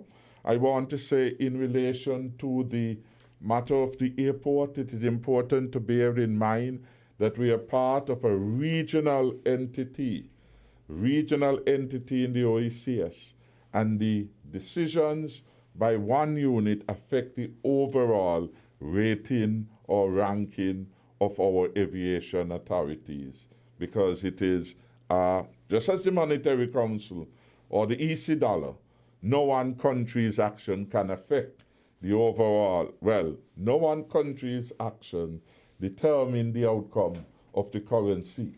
So it is, as it were, a regional effort. Regional decisions are made with respect to the EC dollar. With respect to aviation, regional decisions have to be made. And tomorrow, we will meet as heads of government to discuss the matter of the aviation issue that has been part of your news. One of the matter that had been there has been the compliance of some member states, I wouldn't want to name them, in terms of certain reforms of a legislative nature. I want to say for the record, St. Kitts and Nevis has already made those legislative enactments. But the failure of others meant that when one viewed the region through the lens of the Eastern Caribbean Authority, then the region itself gets a bad mark or unsatisfactory mark on that matter. So it is issues like those we are going to have to deal with, and hopefully tomorrow's meeting, which should be around 10:30 or thereabout, would bring some answers as to the way forward. And that is just a general comment with respect to that particular matter. It's an ongoing matter, and it is a matter that impact all member states, because all of us have to make determinations on what it is we are going to do for the aviation space. Those, I think, one note from the Nuts Lady to say thank you for sharing your concerns. We hope in the interim you're either able to claim the $1,000 or you're able to get on the PAP program. Clearly, we don't want you to endanger your health. We will have the compliance task force, and Mrs. Hughes, who leads it, is here to go have a second look or maybe a third look at what is happening there at the terminal, the ferry terminal. We certainly want small businesses to thrive, but you cannot do it at the risk of your health or at the risk of endangering anyone's health. So therefore, you're not going to be able to have crowds there. You're not going to be allowed to have persons, as it were, buy alcohol, use it there. We know, and Mrs. Hughes went through that, what impact that can have, the kind of robust conversation that ensue when people imbibe the alcohol and so on. But we will do our best that we can when the compliance task force come to look again at the situation. You are not alone. The government is with you, and the government is doing its very best in a very careful manner to open up all avenues of business again. But we have to do it right, and we have to do it on the basis of advice given both by the police, because there are security issues, and both from the health professional team. Those are the critical, and of course other persons involved in issues of work, safety at work, because now the social distancing is critical. The matter of sanitation is critical. And these are some of the matters, the new norms that we are trying to get entities to be conscious of and to put mechanisms in place to deal with these so that we do not transmit the disease. But we are with you, Nuts Lady. We feel for you. It is challenging for all of us. Whatever we can do to help you, we will. Please, you can give me a call or WhatsApp me, and you can contact this number, really, 661-1136, and my assistants would give some help to you in accessing some other supports if you are not already accessing them. 661-1136. Thank you for understanding, and thank you for your support. Let's keep praying for the country and hope for the best that we defeat this. But importantly, even if we defeat it and our neighbors do not, we still will have the challenge. And that is why border security becomes so critically important. And that is why we are looking, for example, at bringing into being more effective surveillance of our coastal waters in particular through application of drones. Thank you, Mr. Bacchus. Thank you very much, Prime Minister. Ms. Hughes? Yes, Mr. Bacchus. Just to piggyback on what the Prime Minister said to the Nuts Lady, I would also like to advise her that she can cook her food and it's takeaway. Just as any other restaurant, we're not allowing persons to sit down and eat a meal, but you can prepare the meal and it's takeaway. You ensure that persons maintain their 6 feet distances between, and they go with the food.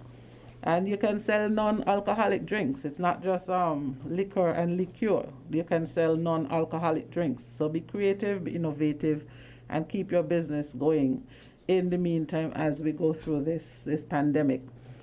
A gentleman spoke about life after the borders open, and the Prime Minister more or less addressed it. But in the meantime, what is going on behind the scene is that the chiefs of immigration, controllers of customs, police, and other security forces are a part of Zoom meetings almost on a weekly basis, where we discuss the way forward. What is our new normal going to be like? Where does health we recognize is going to have to play a pivotal role in it. It will be driven. It must be driven at this time because we're talking about a very serious virus. So it must be driven by health, the sciences. We were conducting surveillance and screening since January, and that is why we were able to catch these some of these persons and put them in quarantine very, very early. So we recognize also that going forward, it will have to be a stakeholders initiative. Everything now will have to be stakeholder driven.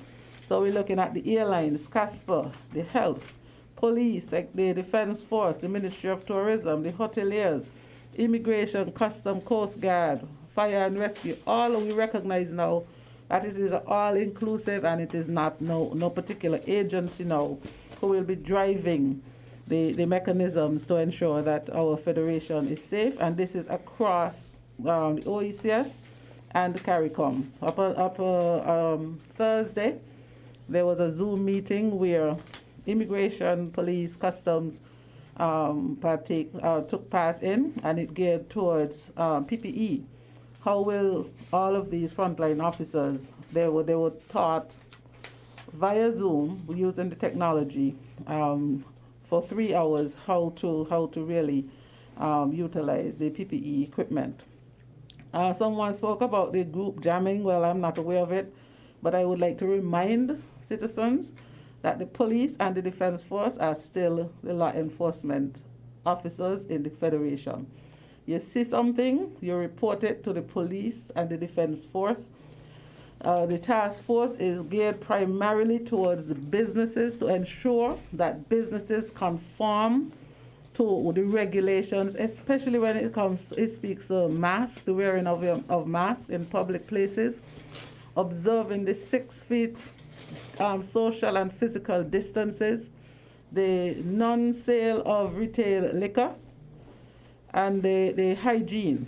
We're paying particular attention to those areas, and we want the public to continue to engage the police and the security forces, because that is what they're there for as well. How secure the borders will be, the Prime Minister addressed that. Just before we went into the pandemic, we were discussing the utilizing the drones to help in patrolling and surveilling our coastlines. The Coast Guard, we know, has stepped up on their patrols, and we again encourage the public to be our eyes and our ears on the ground. With the same thing with respect to the illegal immigrants, again, we are going to rely heavily on our citizens to be a part of. I found a message that circulated a few days ago that came from a gentleman who visited St. Kitts from England, and I remember when they were told that they would be placed in quarantine for 2 weeks, some of them opted to go back to England. And he put this story. He said, here's a story of how they had handled the COVID-19 crisis in St. Kitts and Nevis. The last time I flew out to St. Kitts, Nevis from Gatwick Airport was on the 14th of March. When we landed in St. Kitts, we were taken to one side and we were quarantined for 14 days. As a result of this, I decided to take the next British Airways flight back to Gatwick, which was the 18th of March. On my return into this country, meaning England, there were no such controls, and people were just traveling as normal. St. Kitts have had a total of 15 confirmed cases since that date, and no recorded deaths. as of yesterday, only 3 cases were still in isolation, and now we could say 2. The United Kingdom are still allowing non-UK arrivals without any sort of health controls. Is there any wonder that there has been more than 32,000 deaths here? When will they learn from a third world Caribbean island? And so, they thought it was hashed that what was going on, and that they came on vacation, and we said, no, you're going to have to go in quarantine for 14 days, and some of them opted. Some stayed and some decided to go back home. And so we have, with respect to Mr. Bacchus asked about the hurricane season, a lot of other considerations are now going to have to go into shelters, whereas before, we may have to just cut the total in half, because we have to consider the social distancing. We have to consider, again, that will involve the health department coming on and advising the NEMA representatives, etc. I guess we will be a permanent fixture in the new scheme of things, but it will have to be, again, a health-led initiative.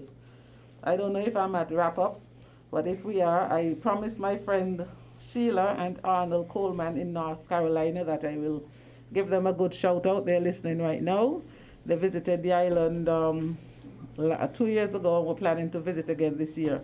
But because of what is going on, they're unable to do so. So I just want to say a special hello and thank you for upholding our country, our nation, and this world in prayer as we all strive to move our country forward in a healthy way. So God bless you all. I don't know if I'll get to come back.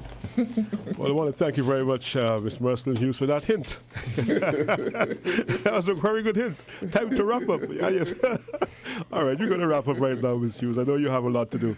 All right, well, thank you very much, Ms. Mercelyn Hughes, who is the Chief Immigration Officer, head of the COVID-19 Task Force. So we can have the final comments for today's program from the Prime Minister, St. Kitts and Nevis, Dr. Timothy Harris. But of course, I'm going to have to throw in a little political question here just to spice things up a bit.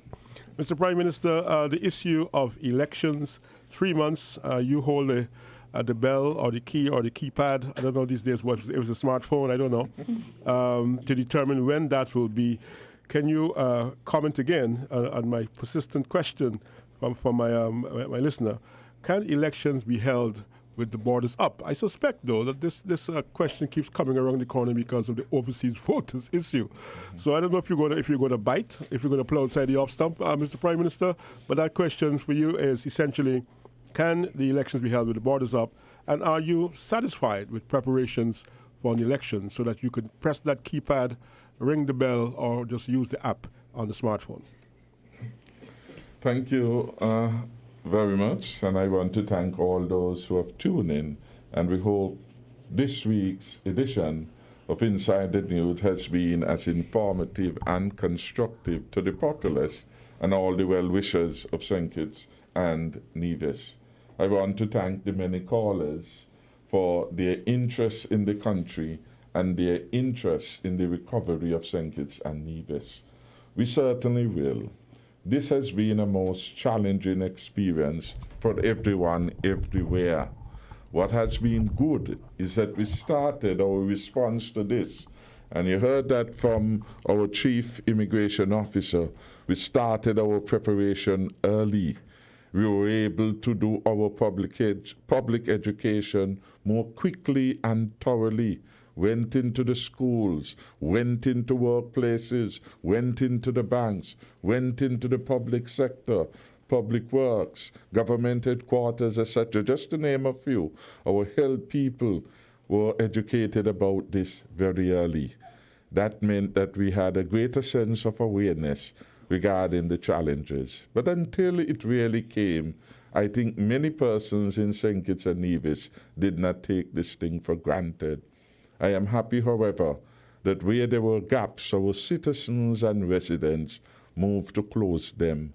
As you drive around St. Kitts and Nevis, rural parts, city parts, suburban areas, we note that more and more people are adhering to the wearing of masks.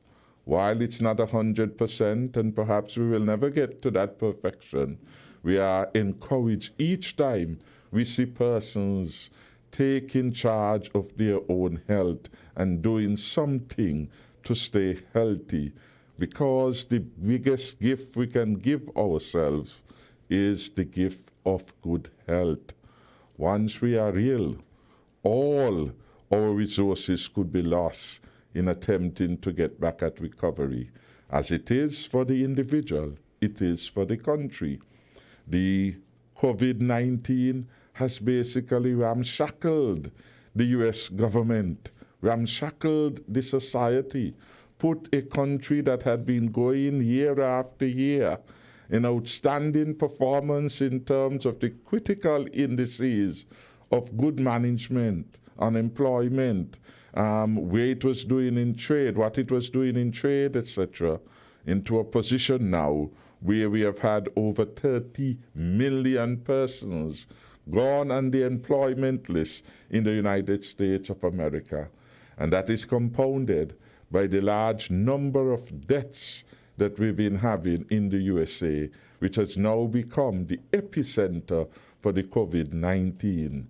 We pray for recoveries there, and we pray to a quick return to near normalcy for the U.S. The United States of America is our single most important partner politically and economically. It is our destination from which we get the largest number of our tourists. Any movement in the output of our tourism sector is reliant largely on Americans regaining the confidence in traveling, and then the United Kingdom, etc., etc. So we wish the United States of America well. Here in St. Kitts and Nevis, as we turn our attention to the opening up of the economy, the government, as a responsible leader, is ensuring that we follow appropriate advice. And that advice has largely been coming from the experts in the health ministry, the experts at CARFA, the regional health body at the forefront of this battle with COVID-19, doing much of our testing, etc. And we are doing so following the guidelines of the WHO. As we open up, we ensured that we have met the 6 criteria laid out by the World Health Organization for the relaxation. In other words, even as we move, we are tempted not to rush ahead and to put ourselves in danger. We have heard from the director of the World Health Organization, Dr. Tejas. We have heard from Dr. Etienne at PAHO that if we are not careful, there can be a second wave. And that is why we are urging the citizens and residents of St. Kitts and Nevis not to become weary in doing the right things. Health come first. Health come first. Clearly, we are so far making successful efforts in flattening the curve, and we would want that to continue. As we achieve more of that, then it is that we could get closer to near normalcy.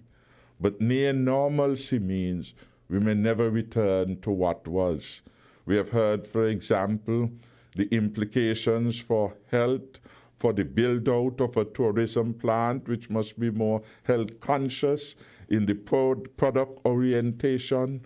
Our hotels have to have a keener sense of awareness for the kind of services that they offer on compound and to which their guests are going to be open to and willing to participate in off of the hotel compounds. So a new orientation will have to take place. Our taxi men and women will have to pay attention to new issues of health. How many passengers? Just as we have had to define it, those issues will continue.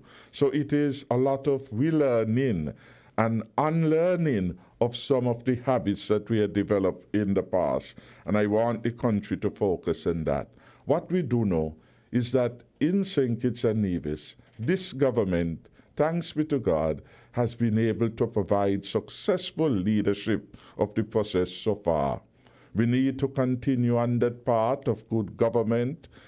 instituting strong measures when they are required, putting the health of the country beyond and above politics, because if we do not have healthy people, then those people are not going to be able to make it to the polls. What I do say, our constitutional framework does allow us adequate time in which to do what we need to do for an elections. This government's constitutional life goes for 90 days after the 14th of May. That will take us somewhere down to on or about the 14th of August 2020. We do not know what will happen in that time frame, but the constitutional provisions does allow for what is necessary to take place to do so. We are focused first and foremost on the health. The various government departments have their work to do, and they will do what is required for them to do. The Electoral Office and the Electoral Commission has its work. They will do their work, and they have been doing their work to the best of my knowledge and belief, as is every other sector. Because again, you don't want just one sector doing work and paying attention. Every sector has to pay attention to what it is being required of them to do. The Customs Department still has to be managed well and effectively. The Immigration Department still has to be managed well and effectively. Health has to be managed well. Education has to be managed well. That is why the Ministry of Education has taken the lead. We have ordered nearly 2,000 devices, which we did not budget for, but which will be made available in the context of a new learning experience now required by the pandemic. We have now invested in our children's future. Similarly, the implications for jobs is one that we have considered, and we have a program which we shall build out in due time to ensure that the country will get back into a position of growth and development. And we see some signs of it. We see, for example, in our stimulus package, built out of the plan for agriculture. And over time, we will see more as we get closer to normalcy. We see that our road resurfacing program, that has been continuing. And Monday, we would have had, save for some technical issues, the groundbreaking ceremony for a start of a brand new health facility in St. Peter's. So the government continues to focus on delivery of good things for the people of St. Kitts and Nevis. We do it now, we will do it in the future. We have the full confidence of the majority of people in St. Kitts and Nevis and abroad. I think the intelligent citizen and resident want the government to do the right thing. Whether there's an election 90 days now or whenever it is, people want to ensure that the government act responsibly, and we have been doing so and will continue to do so.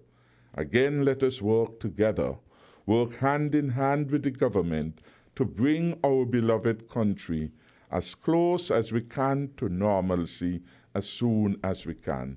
Everything else, I promise, will fall in place. I want again to thank all the people for their support. Thank in particular the church community for their prayers and their support for the government and for the country. To thank the business community and all those who have been part of the NEOC and the wider all of society approach. There is room and there is work for every one of us. And maybe instead of the political nitpicking, as some people are jostling for an alternative paradigm, we should be coming up with ideas that would help people to find new opportunities rather than be consumed with the challenges. Because indeed, in the new opportunities that will come thereafter, some of the traditional ones that we have worked so well may no longer have the same sense of relevance. So we have to get people more thinking. And I believe that in the human spirit of the people of St. Kitts and Nevis, their best performance is yet to come. and I look forward to work with them to take our country to higher heights. Thank you. And that's our program for today. The Prime Minister of St. Kitts and Nevis, the Prime Minister of St. Kitts and Nevis, Dr. Timothy Harris, and of course the Chief Immigration Officer, and of course the head of the Compliance Task Force on Inside the News today. Thank you for your time. And of course, the Prime Minister allowed that delivery to just pass and say the off stump with the borders. They're very well played. We'll leave it there for now. But thank you so much, Mr. Prime Minister. Thank you, Ms. Hughes. And of course, thanks to our callers, all the technicians who have been doing some good work in the background. And of course, Trent Sargent, who is the technical operator. All the very best indeed. And good afternoon to you. And that's our program for today. There will be a rebroadcast tomorrow at midday. Do join us then for a rebroadcast of Inside the News. Good afternoon to you.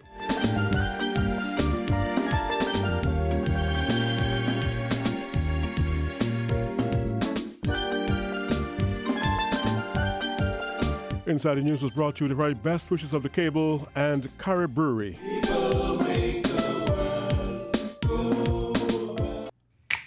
Maybe it's the way the brilliant gold liquid reflects our sunshine, or how the bright blue of its label mirrors the clear Caribbean skies overhead.